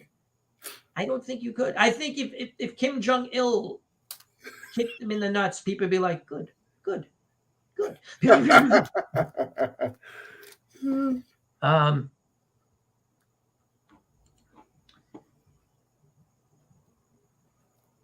Oh, JT, love how Al changes the outcome of cards to match what makes sense. Love how Pop's charisma enthusiasm makes it very easy to visualize what is happening, like he has the wrestling. Oh my God. He was talking about that. Tell him what we were saying when you had the wrestling figures, because you were kind of talking about that. Yes. You were saying like visualizing the wrestling figures, Well, we've like I said, we've watched so much wrestling in that, and then the stories you could make, like, to me, I was telling the guys back at Galacticon, I think us, the Phil Singer Group's community of players, have a better imagination for what's going on now in wrestling. Like, we could make our own stories and make them better because we have the psychology. It's almost like I was saying before to someone, like when you used to watch the old horror movies like Psycho, and you'd see the guy raise up the knife or whatever, and then you'd see it come down, but you wouldn't see it hit the person. But in your mind, it's like, oh, he slashed him, he blood splattered all over the place, but you didn't see it. You know what I mean? Your mind took over. And I think that's what makes these games, because we have the mindset to kind of play the games out, and visualize it, Here's a good one, Hassam. How would you book this one? What would be the way you'd go? I like this one. Salvatore Merrick says, this is interesting to me. See, I would have liked to have seen Haystacks Calhoun versus Andre the Giant. That would have been interesting. 2 big boys whose clash would register on the Richter scale. Now, we got to make someone sort of be a little more. How would you run this match, including the time? How much time? Because I don't think you can go too much time with these guys. I think when I see these 2 names, it kind of reminds me of the old. There was a match on Saturday Night's Main Event with Uncle Elmer and King Kong Bundy. Yep, Uncle Elmer was a tag partner at one time with Hillbilly Jim, right? Yeah. So they had them both weigh in, like it was the battle of the big boys, and yep. Uncle Elmer's eating chicken on the scale or whatever to top him up or whatever the case is, So something like this, like you could see, like maybe these 2 guys, they got into an eating contest or something like that, in your head, and then maybe Andre didn't like that Haystacks is beating him in the pie eating contest or something, and boom, the fight starts. You know, you start a feud because of a pie eating contest. You know what I mean, or something. Like, you know what I mean? Like you make it. So you've now built it up to get to the match. I like that. I wasn't even thinking of that. I love that. So you have the build up. You've had it like an eating contest. There's a dispute. Violence breaks out. Shocking. It's wrestling. I like that. Now, to me, that's old school. That would be old school. I like that. I like that. Just like instead of doing an arm wrestling contest, we've done a food eating contest. Yeah, you did. And then it goes wrong. You know. I like that. I like that. So with Haystacks, Calhoun, and Andre, maybe it's a drinking contest. Maybe it is yeah. Now, how would I see this match going? Well, Andre would never lose to Haystacks, Calhoun. He's not going to lose. No, I don't think so. No. So I have the match going, and this is actually very interesting. I like this. I'm going to JT first match, first fall match, first one who goes down. I like that. I like that. Or how about this, JT Hassim in the chat? First person body slammed. Yeah, that'd be interesting. For first person to climb out of the cage. We could be there all night. We'll be there all night. But I like that. I like that's a really. I would think Andre would promote it. Andre would win. I think Haystacks Calhoun. He'd give him a match. He'd give him a match. I want to say the match will go 8 to 9 minutes. Yeah. 7 to 9. I think that's too much. Andre wins. Big boot. Calhoun goes down. Andre lumbers. Squash, butt splash. 1, 2, 3. Yeah. I can see that. Yeah. I don't see Haystacks beating Andre, though. No. I see Haystacks getting a few offensive moves in. Yeah. Haystacks possibly even because he'd come in with that horseshoe. Well, if Andre agreed, because I'm sure you had to pop these things, and if it was going to make money, they probably would agree to it. But you could. Here's something you could do, right? I already know where you're going with this already. We don't have a cowbell, but we have a horseshoe. Yeah. Maybe he pins Andre with the horseshoe, pins him 1, 2, 3. Yeah. Now we got a rematch, and we're gonna, it's gonna be interesting. And the horseshoe busted Andre open to start the feud. Yes. Or Haystacks brings in a hillbilly Jim or something to help him interfere, and horseshoe. Yeah. So if I did that, I'm kind of making Haystacks the heel in a way. Yeah. Andre usually was a good guy in the U.S. In Japan, he was a heel, which was fun to find out. And then at the end, he was a heel in the U.S. Yeah. In the WWF. I think everywhere else he was a face. Yep. A good guy. Yep. But yeah, I like that. So what we came up with, Hassim came up with. I love the eating or whatever contest eating. We'll go with eating. There's a description. I won, and then the violence breaks out. Now that's how we build the matchup. Yeah. That's why the match is here. A good-natured eating contest turns into a feud. You could have the two of them as faces, even right at the start of the eating contest. And then it turns into a feud, and whoever the crowd backs, the other guy is the heel. That's simple. Easy as that. Who says you can't book wrestling? We can. Take out the ropes. The first one knocked out of the ring. Oh, a little sumo style. Sumo action, yeah. You know what I watched, which was pretty good? When was Calhoun's career over? I remember Haystacks. He wrestled a long time. I remember Haystacks Calhoun in the late 70s, possibly even early 80s. Yeah. As a special attraction.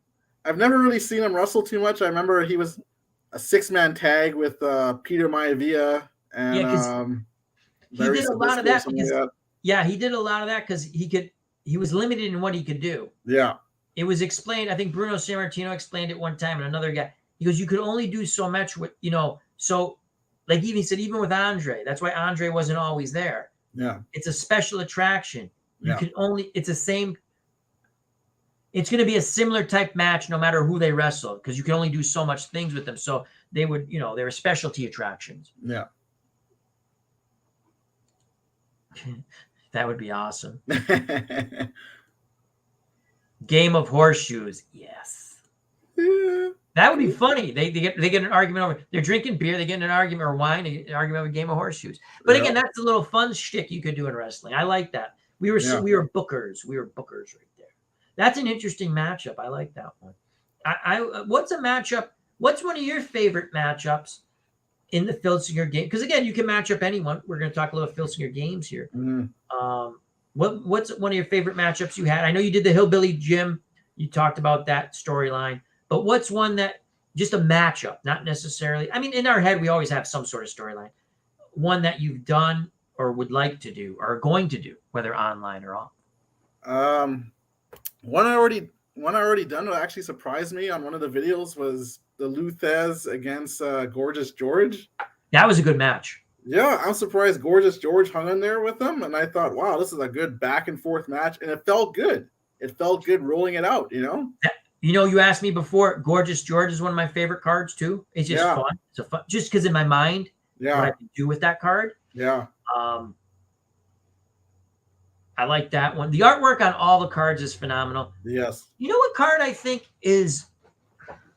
They have because I'm trying to figure out. Yeah.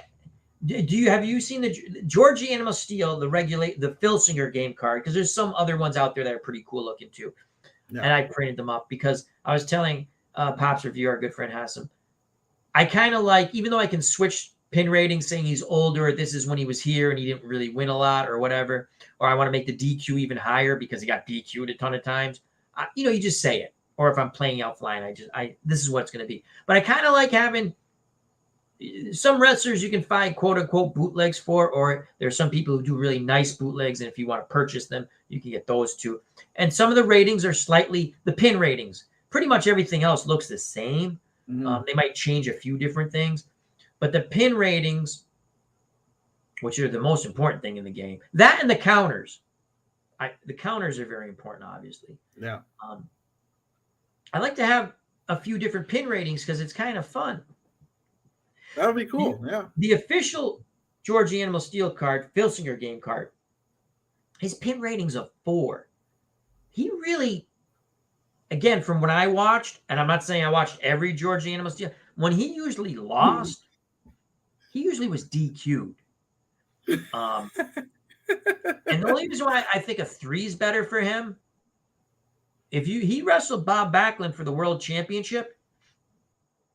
Yeah. He actually beat Bob Backlund. Now, it was a disqualification, but he won. And the match was actually pretty good. Yeah. So I think 4 is kind of, I don't know. I like that 3 card I found a little better, but I like the 4 out, the official card artwork better. So I might just use that one and say it's a 3 for certain things. Yeah. At the end of his career, definitely a 4, but more of a, that's when he was getting pinned more. At the end of his career, when he kind of turned the Elizabeth thing, when he turned face, that's when he didn't win. I mean, the pin rating or the rating of a wrestler is reflected. Did they win titles? You win titles, your pin rating's lower, which makes sense. You might was Adrian Adonis, I thought Adrian Adonis at times that, he's a 3, I was like, well, that's right. Because at first I was like, wow, maybe I thought he would be a 2, in my mind. And I'm thinking back over his career. I said, well, who did he beat? Again, I know it's fake. I'm just saying, how did they write it? You have to, when we're talking like this, you have to just put out of your head, it's scripted, right? But how did the script go? Yeah. Did he beat any of the top guys? And you can't rate him better than a guy he didn't beat. I don't know. That's I've seen. How would you rate? There's no official Rock card, and there's no official Stone Cold Steve Austin card. The ones I've seen for the Rock, besides when he first came up, which are brutal. They're brutal cards. Die, Rocky, die. Yeah, it reflects that in some of these cards I saw. Yeah. And it's early because he's in the Memphis. I didn't even know he wrestled in Memphis. He's not even Rocky. He's whatever the hell they gave him his name was. But I came across a nice looking card of The Rock, and they put him as a 2. I would think he's a 1. I mean, he was. Do you think? To me, I think The Rock. The way I judge a wrestler, persona, how did the fans react to him, whether liking him or hating him? And he had it both ways. And at the end, no matter what he said, he could say vote Kim Jong-il, and they'd be like, yeah, it didn't matter what he said. And he did the whole thing on pies. He get the old lady in the office, do you like pie? And the fans are laughing because that was funny. But to me, unless you go late in his career, later, I think he's a 1 pin, then a 2 pin. I've seen a couple of cards. I disregard the early ones, which I find hilarious, because he's bad. I mean, they didn't like, even when he was winning, they didn't like him. So, which is unfair, because if you're still winning, how do you give the guy, when you're making this card, okay, you didn't like him. You can't give him a 4. Did he lose that much in Memphis? I don't know. I never saw him in Memphis. Yeah. I think The Rock is a 1. I think Stone Cold's a 1. Undertaker is a 1, because these cards are not official. There's no official cards for these guys. Yeah. How would you? The first Undertaker, like when he first came in, he's like a 0. I found that card. You have to get a pin on him first, or have a move that adds to actually get a pin attempt. Yeah. So that's a 0 is phenomenal, because you have to say if there's no finisher with a +2 or something, right? 3. Yeah. You can prick him down once, he kicks out immediately. You can't roll a 0. It's impossible. He's gonna sit up. Yeah, he's gonna sit up. I like that. Like he did. You get him again, he basically gets 2 mulligans, right? Unless you have a finisher with a plus. Yeah. That's why the game's so much fun. Yeah. But the George the Animal Steel card, I think, is underrated by that pin. Depending on, to me, it's later, because I'm like, he didn't really lose. I mean, I watched a lot of I like George the Animal Steel, and I watched. It was funny because I started looking for matches on YouTube after, and I know what the card is. I've had it for a while. I've played it. But Jesus, a 4. That's. I would have made it a 3, and then have his disqualification slightly higher. Yeah, that's just me. Yeah. And I can do that because it's card. We're talking about cards. Now we're talking about cards we like or don't like, or overpowered and that kind of thing. Yeah. I think one card for me. Okay, so one card that I find as tough is the Hammers card, Greg Valentine, his LE card. I find like it's tough to get him into like level 3 offense. He goes right. Yeah. He always sends you right back to level 2 offense all the time. So I find his card like really tough. Another one who I think is overrated is actually the Iron Sheik's card. Like I find his card is really tough, and it's because of the boot. He's adding a 1 to your fatigue.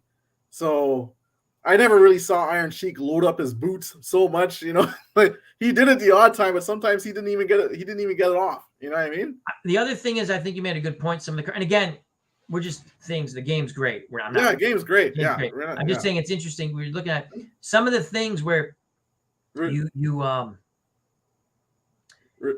tough. There's some guys it's tough to get to that 3 when you're wrestling. When you're rolling the dice gods are like, nope, ain't gonna get that 3. I mean, but I was telling Hassam, I was trying to think of other fatigue things so you could get that, but somehow the match works out right. No, it does. And the way you figure it in your head most of the time, and then you get the upset, which is cool. I like the upset once in a while, but you don't.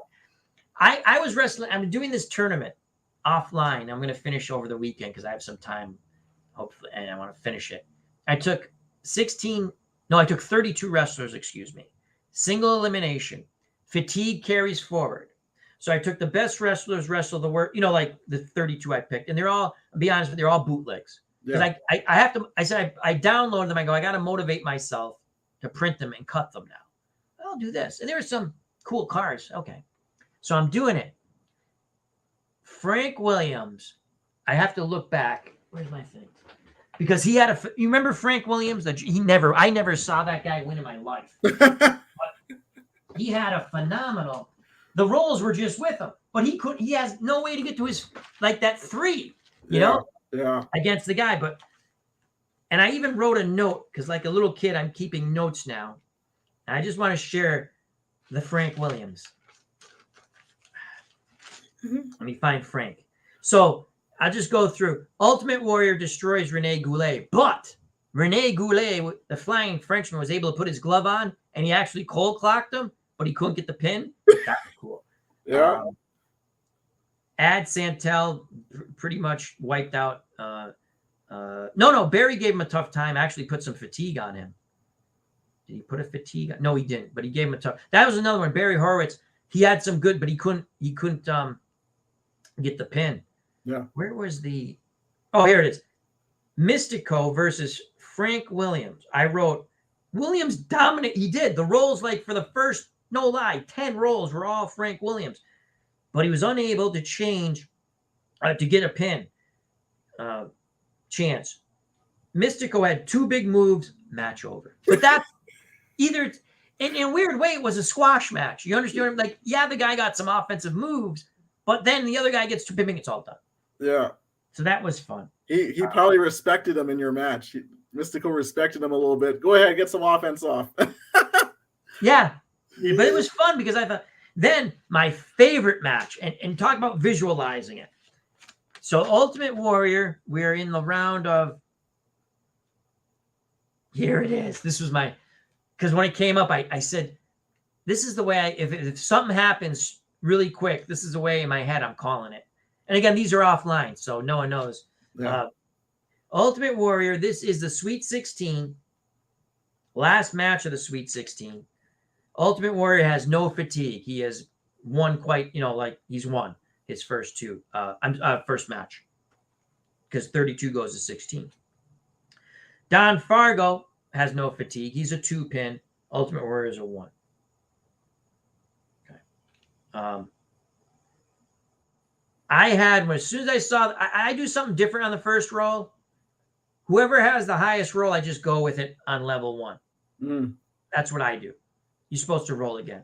And whatever way you do, it's fine. Yeah. And I said to myself, if something quick happens with Fargo, I'm going to have in my head, remember how the Ultimate Warrior would come in and like that? I'd have him get right in Fargo's face, do that, and I'm gonna have Fargo kick him right in the nuts, right? So Fargo gets a quick pin. I can't remember the exact. It was a choke takedown, and then he puts him in a sleeper, and he gets him to go 90-night. So I had it in my head as soon as that happened. I'm like, he kicks him in the nuts, leg kind of sweeps him. Yeah. Where he's bent over and he just grabs, not really a leg sweep, but he grabs both legs and he just brings him down to the canvas and he starts choking him. And then from choking him, he puts him in a sleeper. He puts him 90-night. And I was like, he beat him in under, like, I said, the honky tonk man somewhere is saying good. Yeah. Remember when he did the honky tonk man for the Intercontinental? But that's how I had it.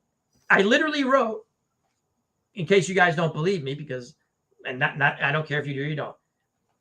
I wrote, Fargo kicked him in the, well, I just said kicked in the nuts. Kicked him in the nuts. Double leg takedown, choke, then sleeper, 90-night Warrior. Wow, Fargo wins via sleeper hold. You know what's funny, Al, is that the game, you could go as deep into the game as you want, right? So you could, like, I think if you're a beginner, let's say, you could play one-off matches or whatever and stuff like that, right? And just kind of get a feel, almost like an arcade type thing, where it's like you play the one-offs.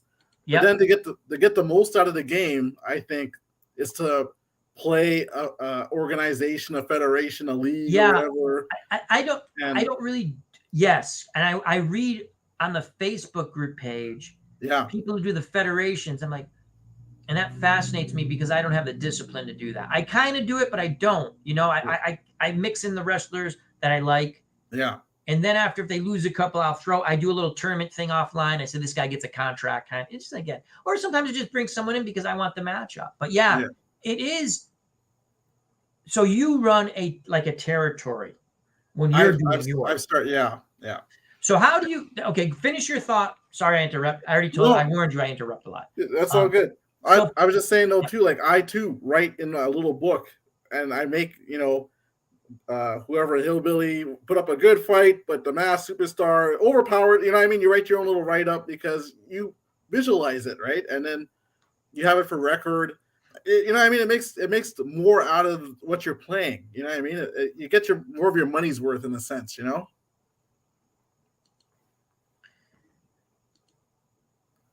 What's the name of the Facebook group? Filsinger Promoters, I think. Yeah. I think that's what it's called. And Cutter Historical, how you doing? Check out his wonderful channel. Also, remember, please subscribe to Pop's Reviews, our good friend Hasim. Link provided on the page in the chat. We got him over 100 subscribers, I've been told by the Goat Whisperer. Thank you so much, guys. Thank you so much. I really appreciate that. All subscribe to one another, and it's awesome. Like I said, I'm just doing something I just think that I like things. I'm just trying to share with other people and help them out to like something or not like something or whatever the case is. You know what I mean? And I'm just so thankful for everybody that were subscribers and that. And I thank you, Al. Thank you so much for helping me out. And one of my other favorite things I did an Excel spreadsheet, found a ring, put it on there with the snippet tool, and I did my own little, and again, these were bootleg cards, so I had no problem. And I made them small. It's not like you could really see. I had trouble. I have to make them big. I'm sitting there going, what is that roll? I don't know what that says. Before you go, should we call them bootlegs anymore? I feel like they're just cards. People make cards. And you know what? I feel like when we call them bootlegs, it's like some distillery where we're smuggling alcohol or something like that. Trying to get them across state lines. Yeah, like my wife was saying, maybe call them independent compatible cards or something like that, because bootleg sounds so nasty. Independent cards. I got this bootleg for you. Got this bootleg for you. Come over here, kid. In the alley. Come here. Yeah. Give me. The boot, and again, there's some people who make them and they sell them, and they're gorgeous cards. And there's others. Some people put them online for free. Yeah. If I find a nice free card, I take. Listen, I spent enough of my hard-earned money on Filsinger games, and I love it, and I will continue to spend. But when I can find something that they don't have, I'm gonna take it. I just got this Honky Tonk Man card. I think it's black and white though. And now I can't find it. Really? I lost my Honky. Oh, here it is. It was just there. I know it took me forever to find the freaking thing online. So this is a non-Filsinger regulation card, I guess you'd call it. But it plays just like a Filsinger card. And the artwork to me is really cool. I have a whole tag team I'm going to do with him. Who do you think is going to be his tag team partner? Think of another dancing sort of, not as good as Honky Tonk Man, though he did win the Cruiserweight title. Disco? Sure. You're getting Disco? Him and Disco Inferno. Tag team, baby. Disco actually talked, Greg Gilberti, I think his real name is. Glenn Gilberti. He actually talked about supposedly at one time he was going to go to the WWF and they were going to do something like that maybe, but he never got the call or something. I don't know. But anyway, I just think that'd be fun. I also thought up of another group, which involves the Honky Tonk Man. Elvis used to have the Memphis Mafia. Basically, his friends he knew in the army who became his bodyguards. That's the way I interpret that. And they called themselves the Memphis Mafia because like 3 of them were Italian Americans. So Memphis Mafia. So I came up with this thought. There were these, and it was funny when I came across these cards. They were the FBI, full-blooded Italians. They were heels, right? Yeah. And they were in, was it ECW? ECW. Maybe WWF. I don't remember. Yeah. And they were Gracie Smothers.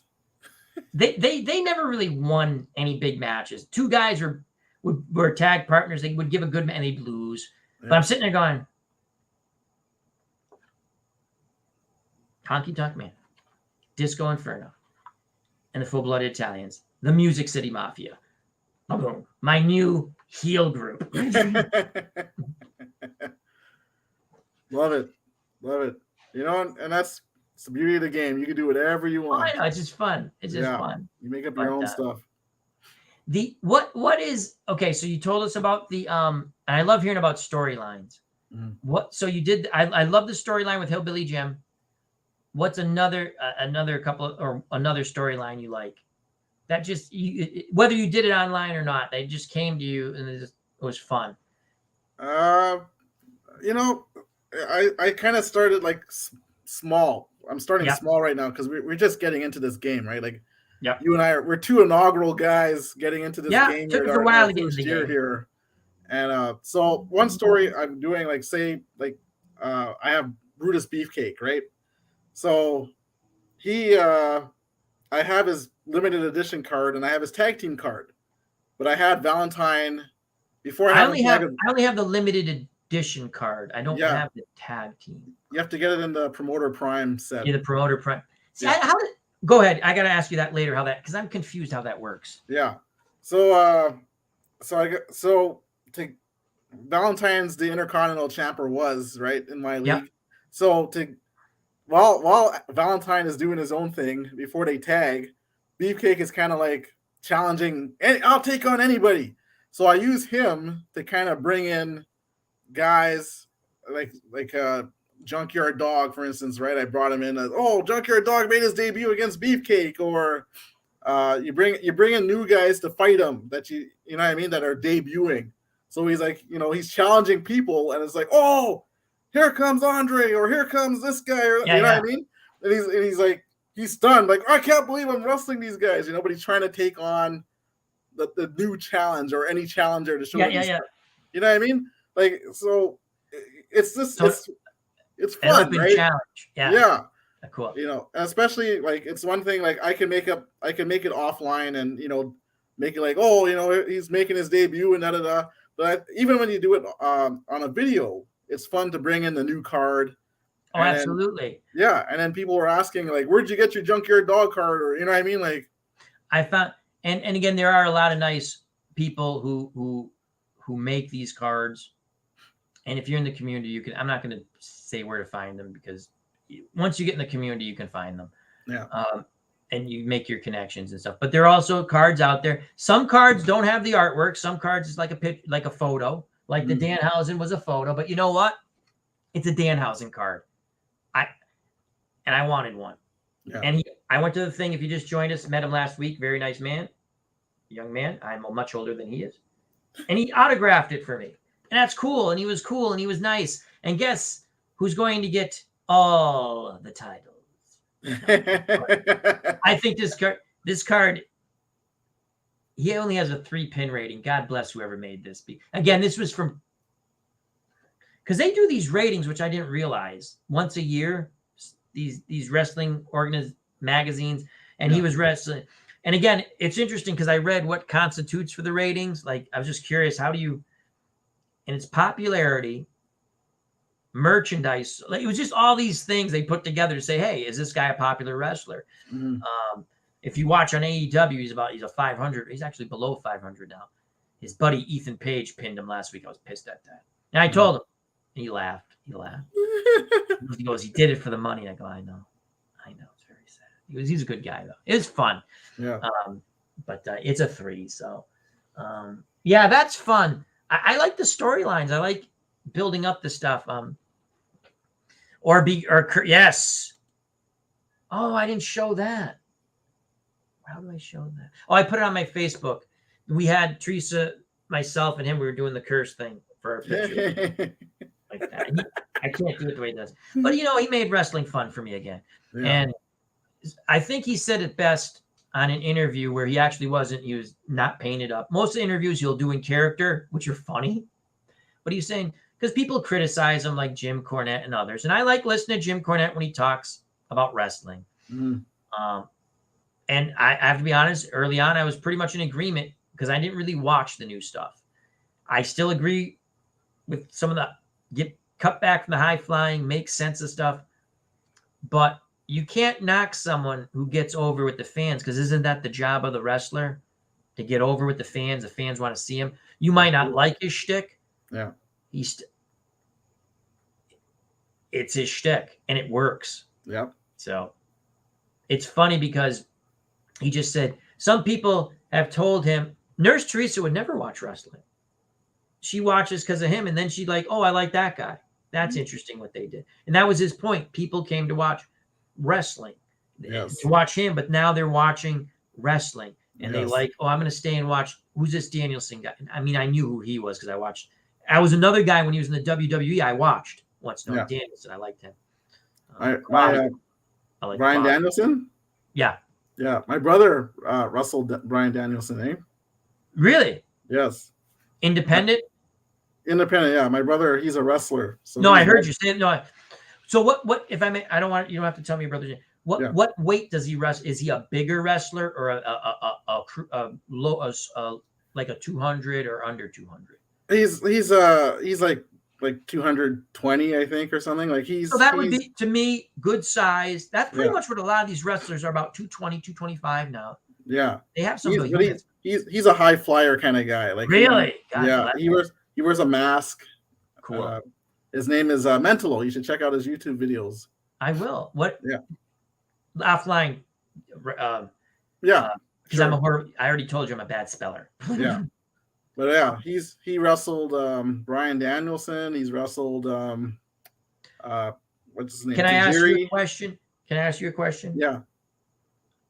If I may, and if it's okay with your brother, you mean like, don't answer anything that your brother wouldn't want you to answer. It's not anything. Yeah. When they're running the match, it's an indie show, right? Yeah. Are they getting together? If you know that, are they getting together before the match, saying let's do this, this, and this? Or are they doing it sort of old school, or maybe a combination of both? And they're someone's calling the match.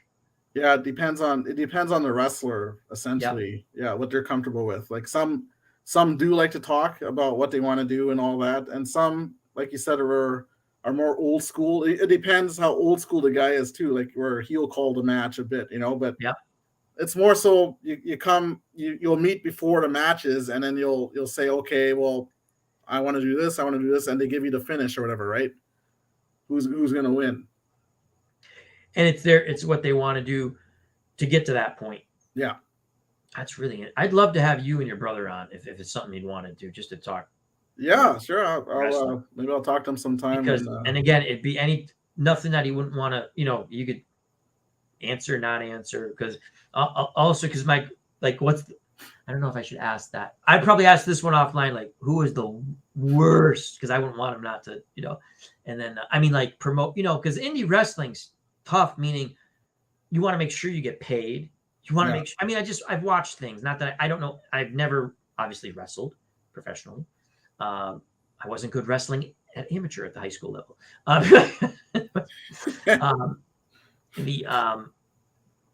You hear horror stories about some of the indies, even the ECW, like Paul Heyman horror story. Like he didn't pay wrestlers. Yeah. I was watching a documentary with I forgot this guy. And I was like, and as soon as I came, I was like, oh yeah, I remember. I liked it. Mike Awesome. Oh yeah. Who was a phenomenal big guy who could do all these high flying moves, and he was big. He was like 280, 290. He was a big dude, and he could do all these crazy high flying moves. And I watched this little mini documentary. It wasn't like the dark side of the ring. It wasn't those people, but it was about like 25, 30 minutes. It was I didn't know he passed. I was just stumbled across the name. I go, oh, I remembered.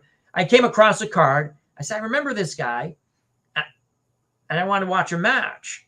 And then I came across a documentary, and he was just talking about how Paul Heyman, he goes, horrible. He goes, he wouldn't pay you. I'm going to pay you. Yeah. I was watching that wrestling. You ever watch that Wrestling Bios? You ever see him on YouTube? He does bios, like he does like different wrestlers, right? So he did a story of how I think Mike Awesome wrestled in ECW, WCW, and WWE all at the same time. Like he was like the champ. That was kind of interesting because I kind of forgot about that. I forgot how good he was. Yeah, I remember seeing him. The first time I saw him was he made more money in Japan. He liked going to Japan. He goes, at least they paid me, right?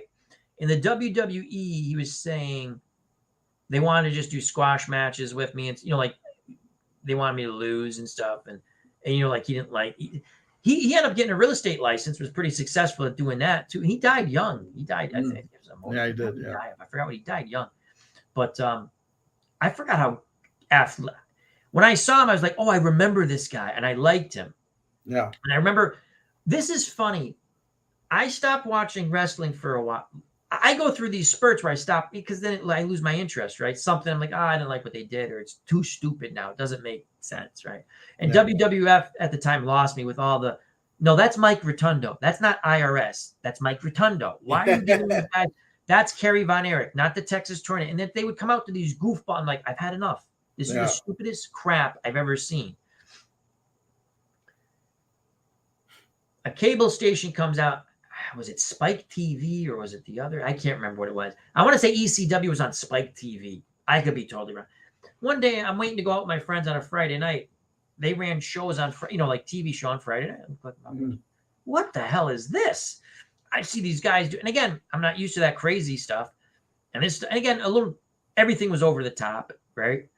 And some people say, kind of ruined wrestling because now you have to outdo the other crazy crap that these guys did. And to be honest with you, they're right. Because what you see now in wrestling, a lot of guys get hurt. I mean, these are like, maybe the match is predetermined, right? But the stuff they're doing, the moves are real. Whether they're pulling up on a kick or a hit, or they're slapping the living crap, chopping out. You see these guys get welts, blood welts. They're nuts. I mean, Nurse Teresa. We watched Eddie Kingston against the Japanese wrestler on the buy-in for the last pay-per-view, which was a tremendous. Just to watch him again, you never think you could get. And she looked away. He hit the guy so many times that he broke the blood vessels. Yeah. In this part of his chest going to the shoulder, and she just looked away. And I mean, they're just. Yeah, they're not punching, but they're hauling off, going boom, boom, and just going, come on. Well, that's why you can never tell a wrestler that wrestling's fake. You could say it's predetermined, you know, that kind of thing, but you can never say it's fake because they do get slammed, they do get chopped, they do. You know again, what I mean? you're supposed to protect the other human being. Yeah, that's the whole thing. Yeah. That's why I'm trying to think of the one. Okay, Bruno Sammartino and Killer Kowalski are supposed to be mortal enemies, right? In the wrestling ring. Well, they were friends. Yeah. That's why they wrestled so many times. Because they trusted you're not going to hurt me. I'm not going to hurt you. You're going to protect. Again, and I go to Bruno a lot because I read a lot about Bruno, watched a lot of documentaries. So if someone, I'm a Bruno fan. Okay. But I'm saying, like, when he talks about, and I don't dislike Buddy Rogers. Yeah, I don't, but Bruno, hey, and when you read about Buddy and you go with other people too, not just Bruno, you follow up, say there's he tried to make sense. It's not nice, but it makes sense. If he thought there was an up and comer that might take his spot someday, well, there might be an accident in the ring, or I might make him look bad. Yeah. And he tried that with Bruno, and Bruno remembered that. And again, supposedly everything I have read, when Bruno wins the title, Toots Montt was partners with Vince McMahon. Amish Elvis, how you doing, my friend? He says, good evening, Al. I wanted to read this and I forgot. You uplift us with your passion and videos. Thank you. Very kind words. And I've enjoyed Pop's wrestling shows too. Blessings to you both. Thank you. Thank you, Amish Elvis. Thank you. Yeah. So again, all I know is he beat Buddy Rogers in 49 seconds in a championship match, which is unheard of. That you don't make money that way. You don't make money. There's no comeback match for that. And what I've read and seen in the documentaries is Toots Montt tells him, Bruno says, because they ask him, did you know you're going to win that? You're going to take the title. And this is after he's not kayfabbing really. No one's kayfabbing because he kayfabbed for a long time. He wasn't, as Jim Cornette put it, he didn't insult the fans, but he still meaning he'd answer things a certain way. Well, in this interview, he's saying, well, they came to me. We're supposed to go on in about, I think he goes 15, 20 minutes.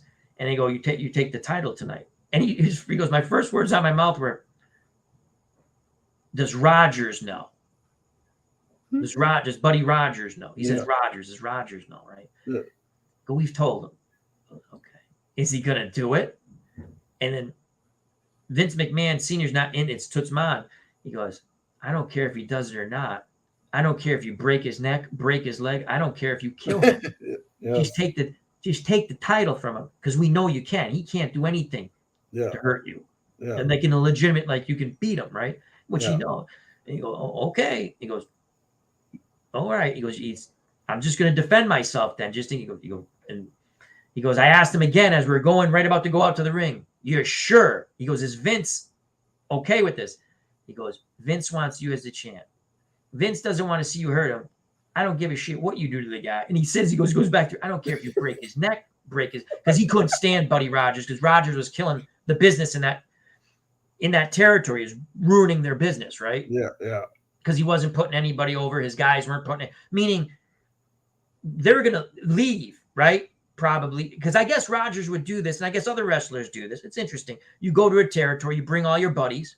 Yep. They're going to get over you. Hot shotting, I think they call it.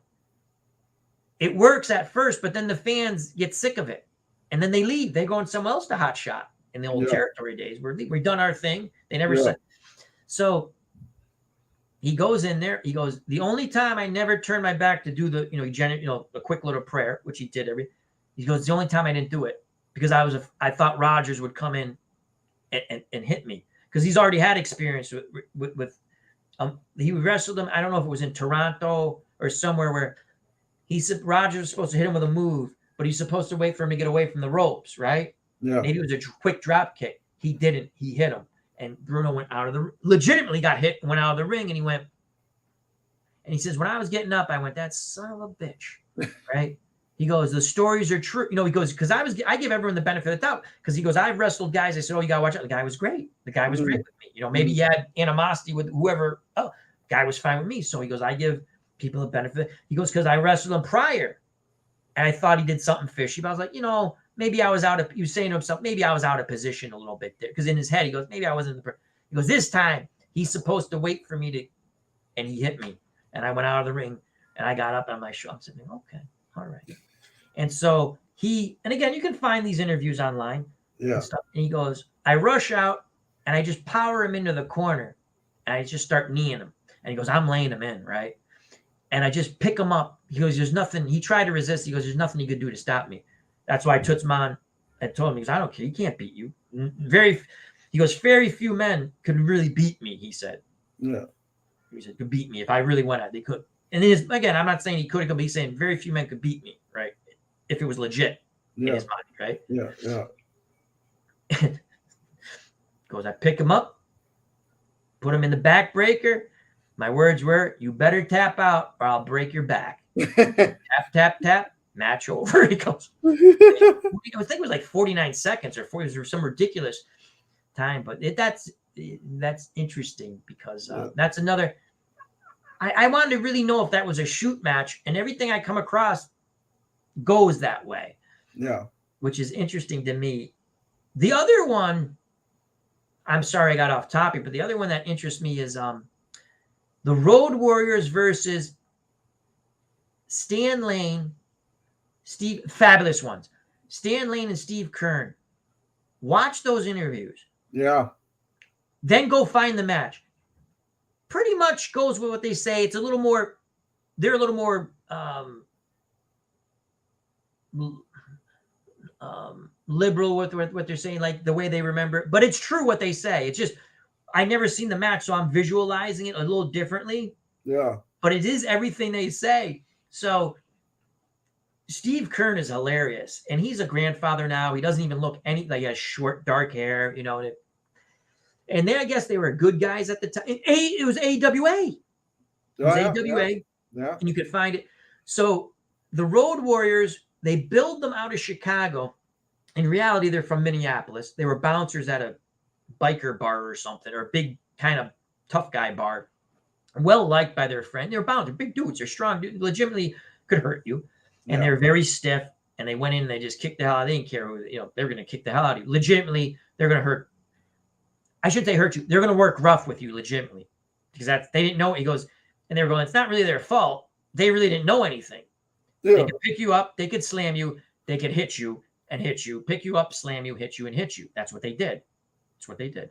So Vern Gagne, I would say Gagne. Vern Gagne he's a promoter in that area, right? That territory. They're supposed to put over the Fabulous Ones. And they're like, okay, so and Stan Lane goes, we get to the center of the ring, it's a square off, right? And Steve Kearney goes, we're always chewing gum, right? Just that's when he pumped himself up and he's playing to the crowd and this and that. And I can't remember if it was Animal or Hawk. I think it was Hawk who turns and says, it's Stan Lane tries to do this gruff voice because his voice is not gruff. I mean, is like he just tries to do the right. He goes, we're not doing the finish. And he went. And he goes. So he looks at, I think Animal's real name was Joe. Joe Laurinaitis, yeah. And Joe was like, so he looks at Joe and kind of like, okay, I got it. Because I guess the Road Warriors talked about it, but maybe Joe wasn't sure that the guy, I can't remember Animal's real name, and they weren't bad fellas. I'm just saying, he goes, we're not. And the reason was, they find out later, all their friends and family are in the, and they're like, we're not going to lose. Yeah. So they're legitimately telling them, we're going to have you're not beating us. Yeah. They're supposed to be putting these guys over. This is another one of my favorite stories. I watch this every couple of months. I go find it. I watch it, a couple of the different versions. And then I watch the match, and then I watch the version, what happens in Puerto Rico with them, because that's even funnier. This is like hilarious, that part, right? So, and again, this isn't funny here, but, and so Steve Kearney, he goes like, and Stan Lane looks right at him, he goes, like he always did, wasn't paying attention. He's just chewing his gum and soaking up, because he already knows how because he's a professional, he's been around. He goes, so Steve Kearney goes, and he goes, Animal goes, if you didn't hear me, like again, he says, we're not doing the finish. And so Steve Kearney picks up on it and goes, huh? And Animal thought he was mocking him. And now they start to go at it. Now, and when I first heard that, I'm thinking, but it's still being done in a professional sort of way, right? Yeah. It's not like, so it's still in script, sort of. Not in script, but, and Steve Kearney, so now he starts, and I remember what he said. He goes, so he's laying these shots, and he goes, I just wasn't paying attention. He hits me, gum goes flying out of my mouth, right? And I'm sitting there going, okay, this is the way it is. At some point, they're going to have to do what they're told, right? Yeah. Now he realizes they ain't doing what they're told. So it was, again, I might have it, but it was Hawk, I'm sorry, because Joe is, Animal is the one who had the mohawk, correct? Yeah. Yeah. And that, you said it was Joe Laurinaitis, right? Yeah. So him and Stan Lane, when they squared off, they're kind of still doing the things. Again, Stan Lane goes, when you work the Road Warriors, they worked rough, but he was still doing sort of what they were doing. But I think as he saw what Hawk was doing, he was getting a little more physical, right? Yeah. So Hawk comes, what you're supposed to do, he says, so the match is supposed to go. We've already sort of even though they didn't discuss it, but back and forth, they're sitting there going, they knew how, I get beat up on. Stan comes in with the hot tag, right? Now, I remember he said, Hawk is putting him up and he's slamming me. And each time he goes, he's slamming me harder and harder. I'm like, what? Right? And I'm watching again. When you're watching, you're sitting there going, well, it still looks good. But you can see, I'm watching because I want to see when he makes the tag and they don't sell. He doesn't. They're supposed to sell for Stan. It's a hot tag. They just start pummeling the crap. And so he's sitting there going, okay. Sometimes you got to outsmart these big, stupid guys, he's thinking. Yeah. And he goes, I don't mean they're just at that point in time. He goes, okay. He goes, I don't give a shit no more. These guys, okay, they've decided they're not going to do what, we've always done what we were told. Finish. He goes, I grab a chair. He goes, if you ever want to, this was interesting to me.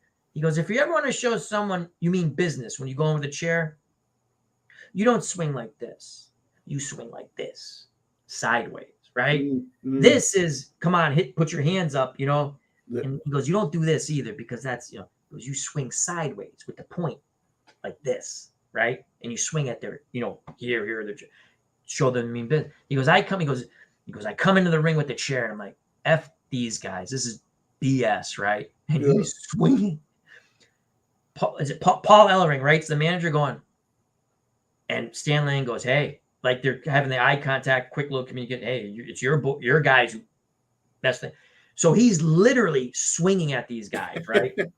Joe Laurinaitis, Animal bails, from the ring because he realizes he's really swinging with the chair. Yeah. Well, Hawk decides, I'm going to take this chair and beat the hell out of it. And he goes, I knew.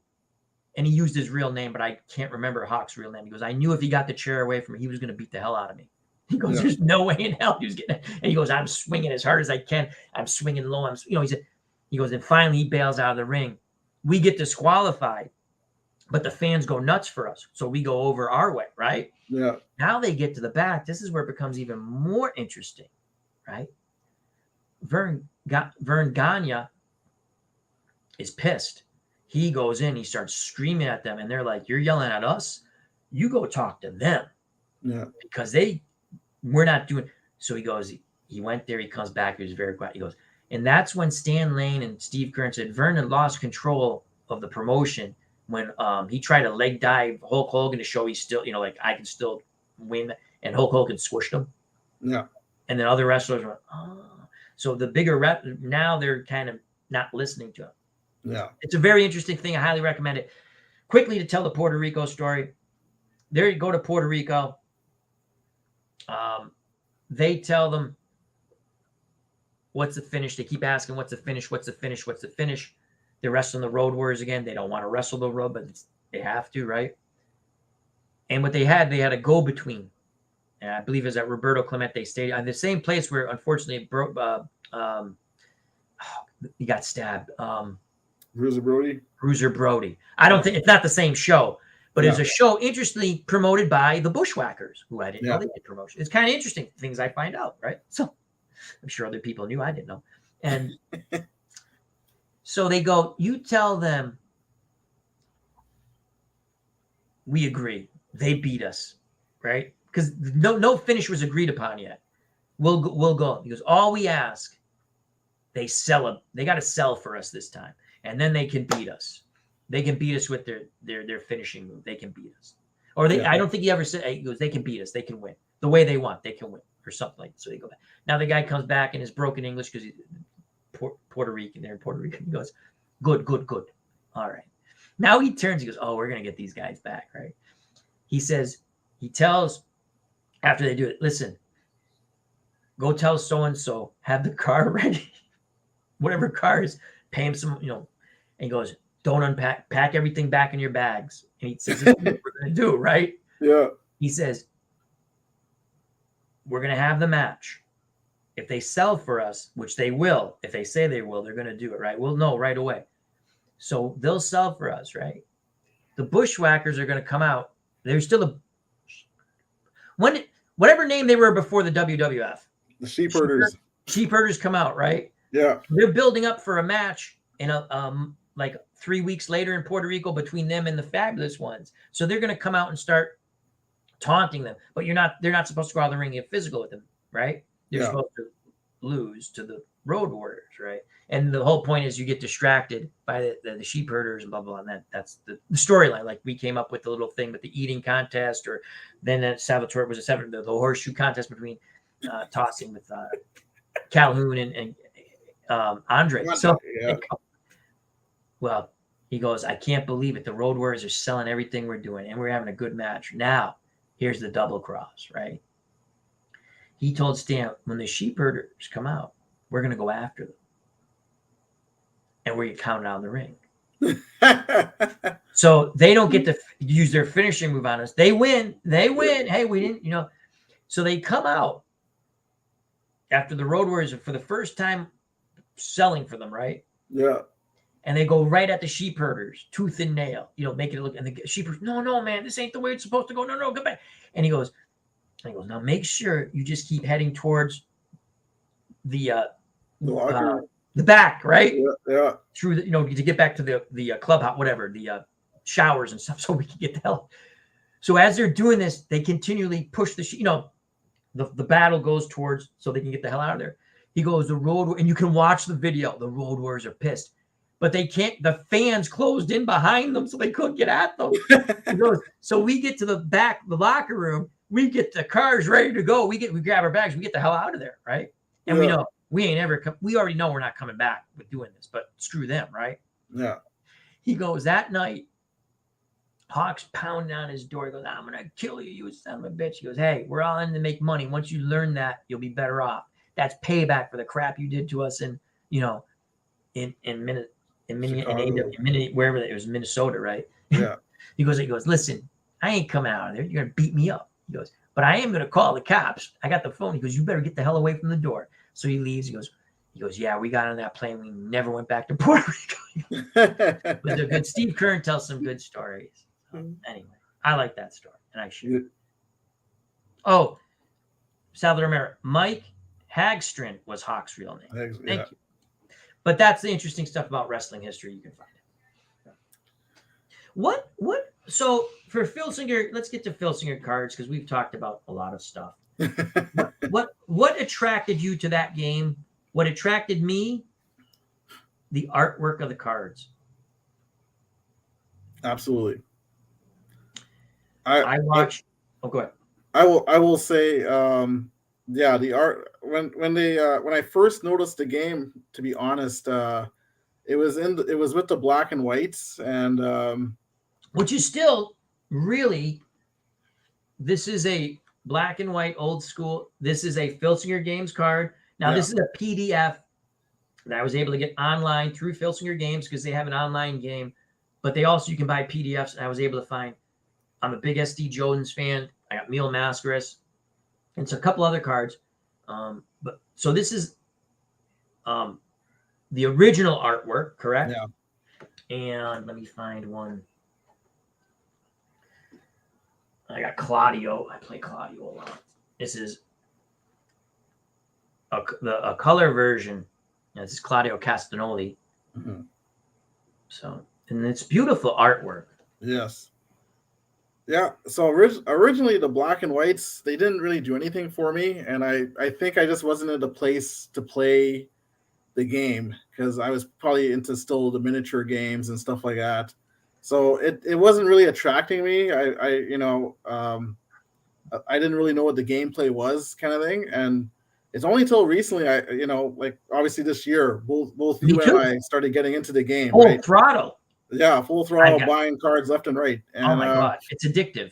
It is. It really is. But the artwork pulled me in. But I almost didn't buy it because I had gotten to a point where I didn't want to.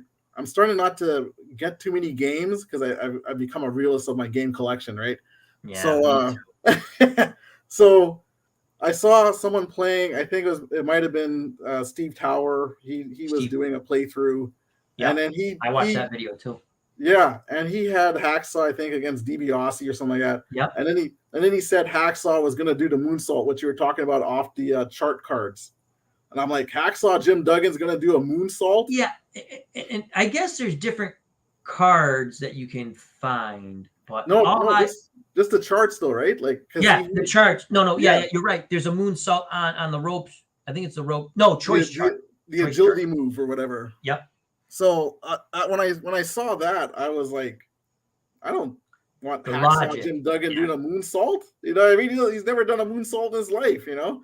So I didn't, it almost turned me away because I thought the logic of it, yeah. Yeah, I want the realism. So I had to go on like the board. I went on Board Game Geek and I was asking questions about the game.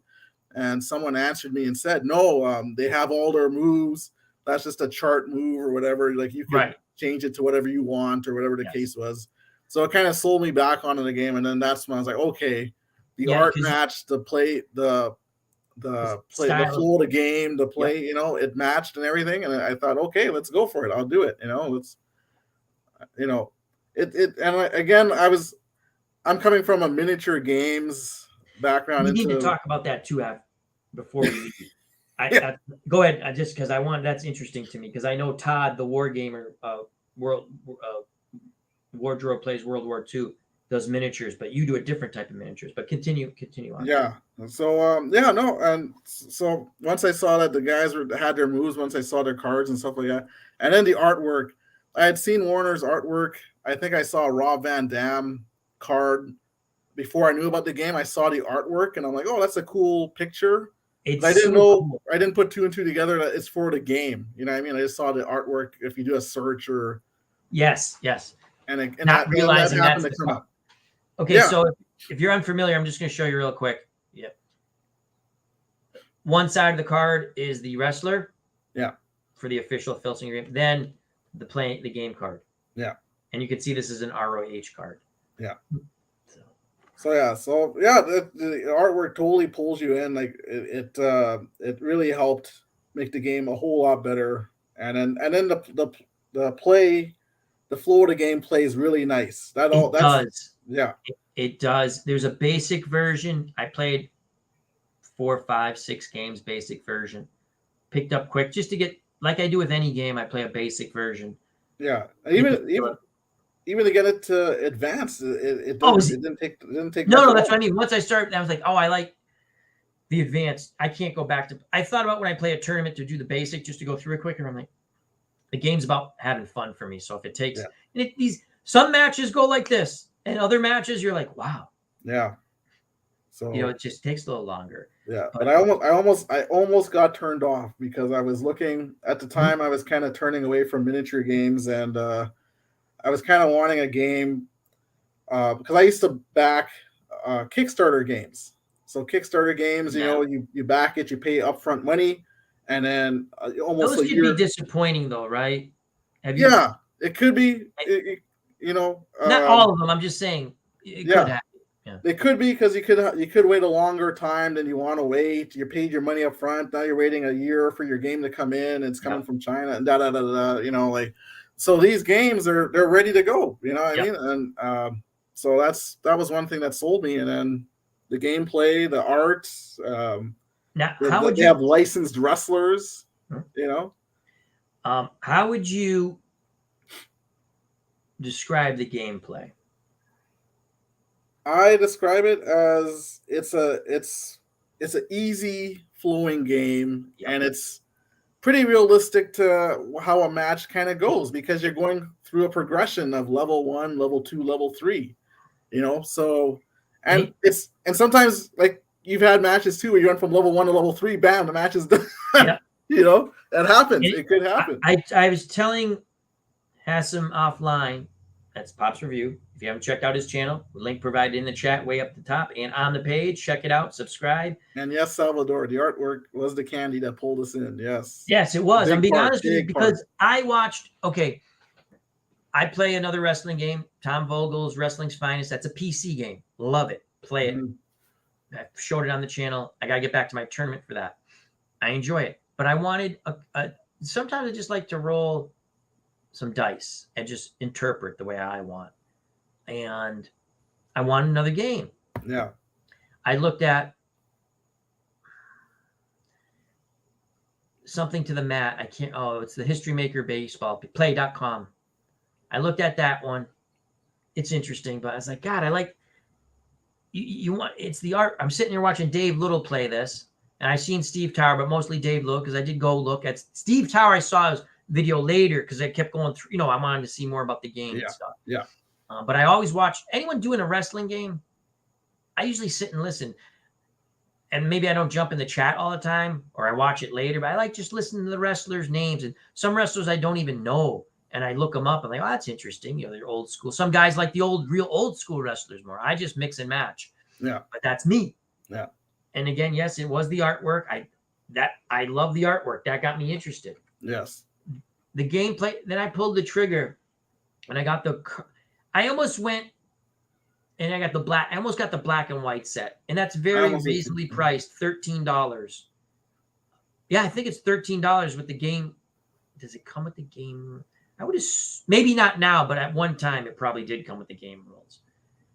And I said, you know what? I really do like you said, if I can get the color version, I want that one. So I got that. I got it. It came in. Very nice people. Customer service, excellent. We had Todd Chorshell on the show with Dave Little. It was a lot of fun. We're going to have him back on at some point when he wants to. Very good show. Very good show, by the way, Al. Yeah, this is a very good show, by the way, with you, my friend. And I got it, and I'm looking. I'm like, my God, this is fun. And they give you 16 wrestlers in the starter, 16 or 17, 16. I think it's 16. It's double. It doubled the number. Usually it's like 8 guys. And again, you don't have to buy sets. Buy the sets you want. I bought a few sets because I like to have lots of wrestlers. Yeah. And I started playing it, and then my mind starts to go again. I'm like, I can do this. I can do things I've always wanted. And I can do that in other games too. But like with any game, Stratomatic Baseball, I have on the PC. I have Stratomatic Card and Dice, right? Mm-hmm. I have more PC seasons than Card and Dice, but I have it, right? Because on a Card and Dice game, I can do injury. I don't want an injury. I don't want an injury. I don't want it. Oh, I don't want this. I don't want fatigue. I mean, whatever. Oh, there's no DA. Well, you can do that in the PC, but I mean, you have a little more flexibility. If you want to play like a knockout, I've done King of the Hill offline, same pitcher all the time. You try and do that in the PC, you got to set up different one tournament each time. Not that it's hard, but I'm saying sometimes I feel like rolling dice. Got this game, face to the mat. That's the one. Face to the mat, yeah. So it was between this and face to the mat. I already got Tom Vogel's game. I love gazillion wrestlers come with it, and they update it. So it's just a fun game, wrestling's finest. And I wanted a card and dice game. I like variety. And this, it's fun. It's grassroots. I don't know how else to say it. I have fun. Yeah. I'm at work thinking up, just like with Tom Vogel's game, I'm thinking up storylines in my head and stuff like that. Yeah. And it's just fun. I really do enjoy this game. The community is marvelous. People share their. Now, I only go on the Facebook promoters page. I don't go to the boards too much, but that's another fun community. And people put I love reading about their federations or their territories and what they do with it. Because then it gives me ideas. And they're much more disciplined than I am. Like they have X amount of wrestlers and they'll say, this guy leaves the territory and we're bringing this other guy in. I just pick from wrestlers. I try to stick with a base core for a while because I'm building a storyline. And that's fun to me because we're telling, like we've said, we tell a story. And people seem to enjoy it. And I'm enjoying it, so that's good. Miniatures, my friend. How did you get into the miniatures? And I won't keep you any longer. I promise. Well, you know what? I got into miniatures through playing HeroClix. There was a game called HeroClix. They're pre-painted miniatures. It was a superhero game. So, if you would have told me from my Technobowl Nintendo playing days that I'd be painting miniatures, I'd be like, get out of here. I would tell you, I'd call you a liar. You're a candidate for from digital to dice, and that was Dave Gardner. That was his journey. He actually, before they started the excellent podcast, Digital Dice, Spreaker, or whatever fine podcast can be listened to with Ron Juckett and Dave Gardner. But it was him. You just basically, it's the same journey. Yeah. Where you went from video games to this way. Not that you don't play PC or video game. I don't know if but you went. There's something relaxing about it too. Yeah, there really is. Like to be honest, like I still love video games. I still play video games, but I'm not fully into it like I used to be. I like playing these cards and dice games and miniature games and stuff like that. Because your imagination is used. You're using a little more. You know what I mean? So I think initially I started with HeroClix, and then I got into more of the board games. I had a friend who was telling me about this one game called Zombicide, which is a big miniature game where it's you're the survivors and you're trying to do a mission and you're killing zombies. The more you level up, the more zombies come out and that type of thing. So and it's a paint. It was a game that you had to paint. Or you could play it unpainted, but it just when you paint something, it looks better, So I didn't know how to paint. I wanted to get the game, and I was watching all kinds of YouTube videos like how do you paint, So there was couple guys. How figures about this big? Yeah, like 28 millimeters, sometimes 32. Yeah, so that's a small, not small thing to paint. Yeah. So and for me, I have a zombie game, so I could practice on the zombies and paint them. And then if I make a mistake, well, guess what? I could bloody them up and make them like really gory looking and stuff, and cover my mistakes. So it was actually a perfect gateway game to get me painting because I could make mistakes on that game and still would look nice, So I watched a few YouTube videos. There was like a guy named Sarastro Painting that I watched, because some of the other painters they would show you like the miniature, and then you'd be like, okay, you're gonna highlight and you're gonna highlight and do this and shade and da da da da, and it took forever, almost a process, you know. And this one guy kind of broke it down, made it look really nice and simple, and I just kind of followed that, and then I got into different types of miniature games like Conan the Barbarian and a lot of those superhero games and stuff. I find that fascinating because I never knew. I guess the closest thing that to me to play a miniature game when I was a kid, well, Dark Tower. They had miniature little figures. I mean, yes, there's little figures with all board games. Yeah. Risk, Stratego, this, but I mean, something like that where it was like a guy with a sword and you had cards and things like that. But that's so you got into that, and again, it's a strategy. They're all strategy games. And the other thing I would say too is it's almost like my woosah kind of thing. Like I come home after work, you know, and sometimes you paint a miniature or play a game, and it takes your mind off.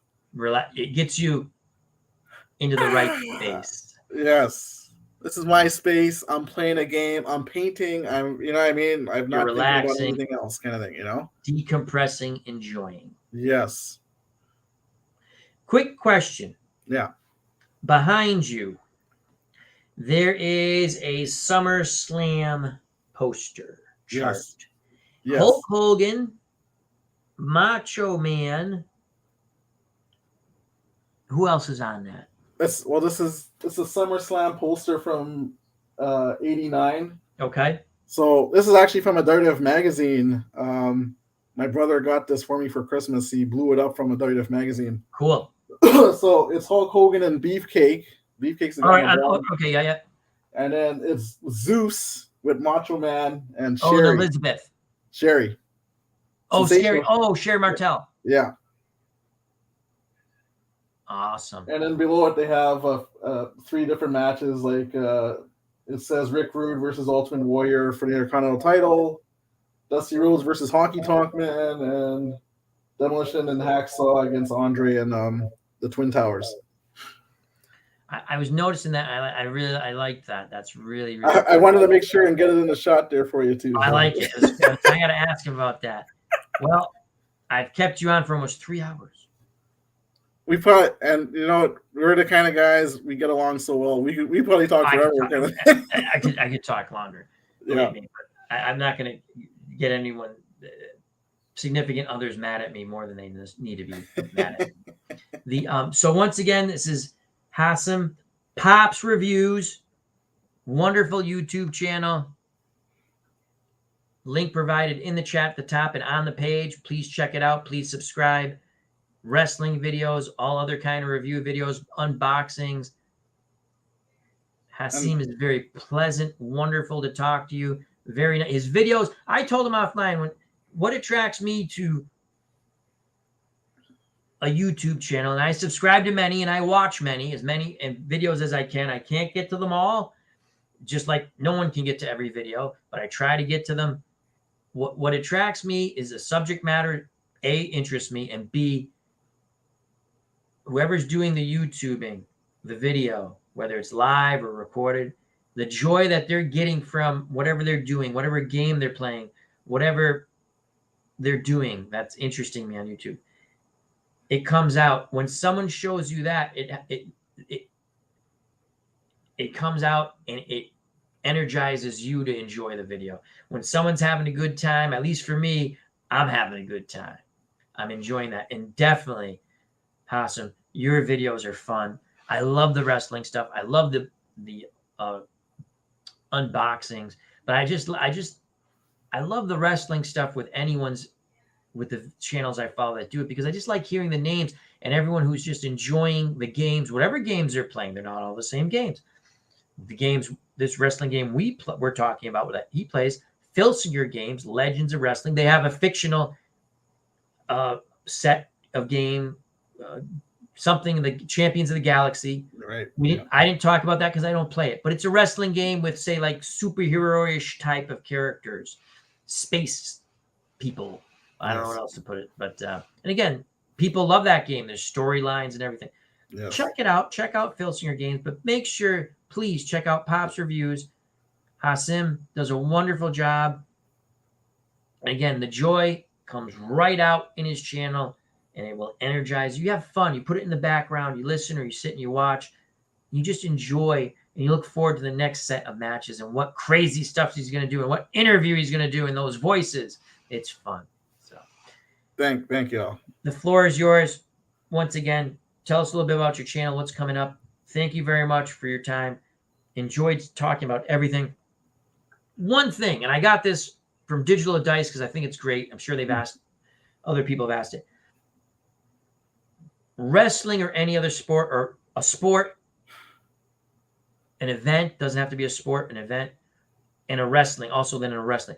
Where would you, something that you would have liked to have seen live again, or maybe would have wanted to be there? So, like when they asked me this question, my thought was I would have liked to have been in Chicago and Rocky Graziano beat Tony Zale for the middleweight championship, because there's no real video footage, film footage. Mm-hmm. There are a lot of things in my head, but that one jumped out. I would like to see the Fisk homer, but unfortunately, I know they lose in Game 7, so I wouldn't be that happy. What is wrestling wise? I would have liked to have seen. I would have liked to have been at WrestleMania 3. I know you wanted to see Bruno in. Oh, absolutely. Just because it just would have been awesome. But WrestleMania 3. Yes, WrestleMania 3. And I'm sure there's other things. I also would have liked to seen The Rock and Hogan at the Sky Dome, because I was in Canada. That would have been cool.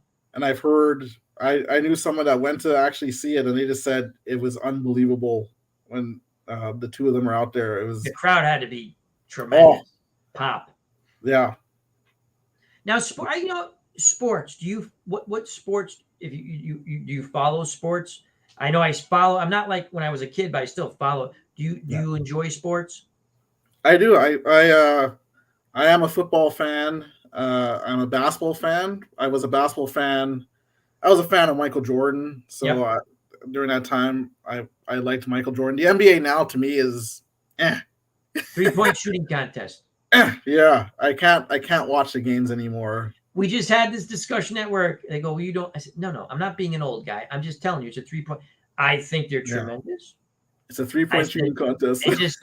I follow it a different way. I don't really watch. Yeah. They're playing horse, basically. Yeah. Thriller in Manila, says Salvador America. That's a good one. That's a good one, yeah. Absolutely. But yeah, so Hogan and Rock at that would have been cool. That's interesting. I just that'd have been a good time. Yeah. It's because and again, there's lots of things I'd like to see, but that, like I said, but it's always the first one that pops into your head. You go, wow, that's interesting. I would have liked to seen like a good Tyson fight live, because I've been to wrestling. I've been to AWA, WWF live. I've seen Hulk wrestle Orndorff live here in Winnipeg. Was that the match? I just watched one on YouTube from Canada. Was that the match? And then again, it could be because they wrestled all over the place, the program, right? But I just watched one from Canada where Orndorff, I believe he won by disqualification. Or there was a count, and it looked like he had the pin, but Hogan had the pin. I can't remember how it was, but it was interesting. The crowd was like going nuts. They thought Orndorff won. Well, I think there's the one that they wrestled at the old C&E Exhibition Stadium in Toronto. So that was where the old Blue Jays used to play. Before the Sky Dome. Yeah, this looked outside to me. It was outside. Yeah, it looked outside to me. I think there's like a good 68,000. Oh, there's a lot of people there. Yeah, that's the other thing. When there's an outdoor venue and the atmosphere is right, it's just unbelievable. There's something about an outdoor venue. I always feel like, how would you feel to be all the way in the back? And you know how I would feel? Like ants. You know how I'd feel, Hassan? I'd feel like I should have just watched at home. Exactly. Yeah, but that, Al, I thank you again for having me on your show, and for all. Thank you for getting me over 100 subscribers, and for the people that all you, my friend. I'm so thankful, and I enjoy your comments, and I enjoy trying to make videos that you guys like and that. And if you see my personality shine through, I'm glad it does. It does. And I just thank you. I just so thankful, guys. Thank you so much. Well, thank you very much, Hassan. Please, Pops Reviews, check it out. Subscribe, enjoy. It's a wonderful channel. Become a member of the FOC. Not just my channel, but friends of the community, friends of the channel. We're a wonderful community. We have fun. And that's the way we'll keep it. So thank you again. Thank you to everyone for showing up. We had a fun chat. And thank you, Hassan. Would love to have, if your brother wants to come on sometime with us and talk a little wrestling, that'd be awesome. That'd be really awesome. Not as awesome. Yeah. It'd be doubly awesome because you're awesome. Then I get your brother. It's double awesome. It's the Twin Towers of Power. So, stay safe. Be smart. Treat people the way you want to be treated. God bless. I love you all. And peace.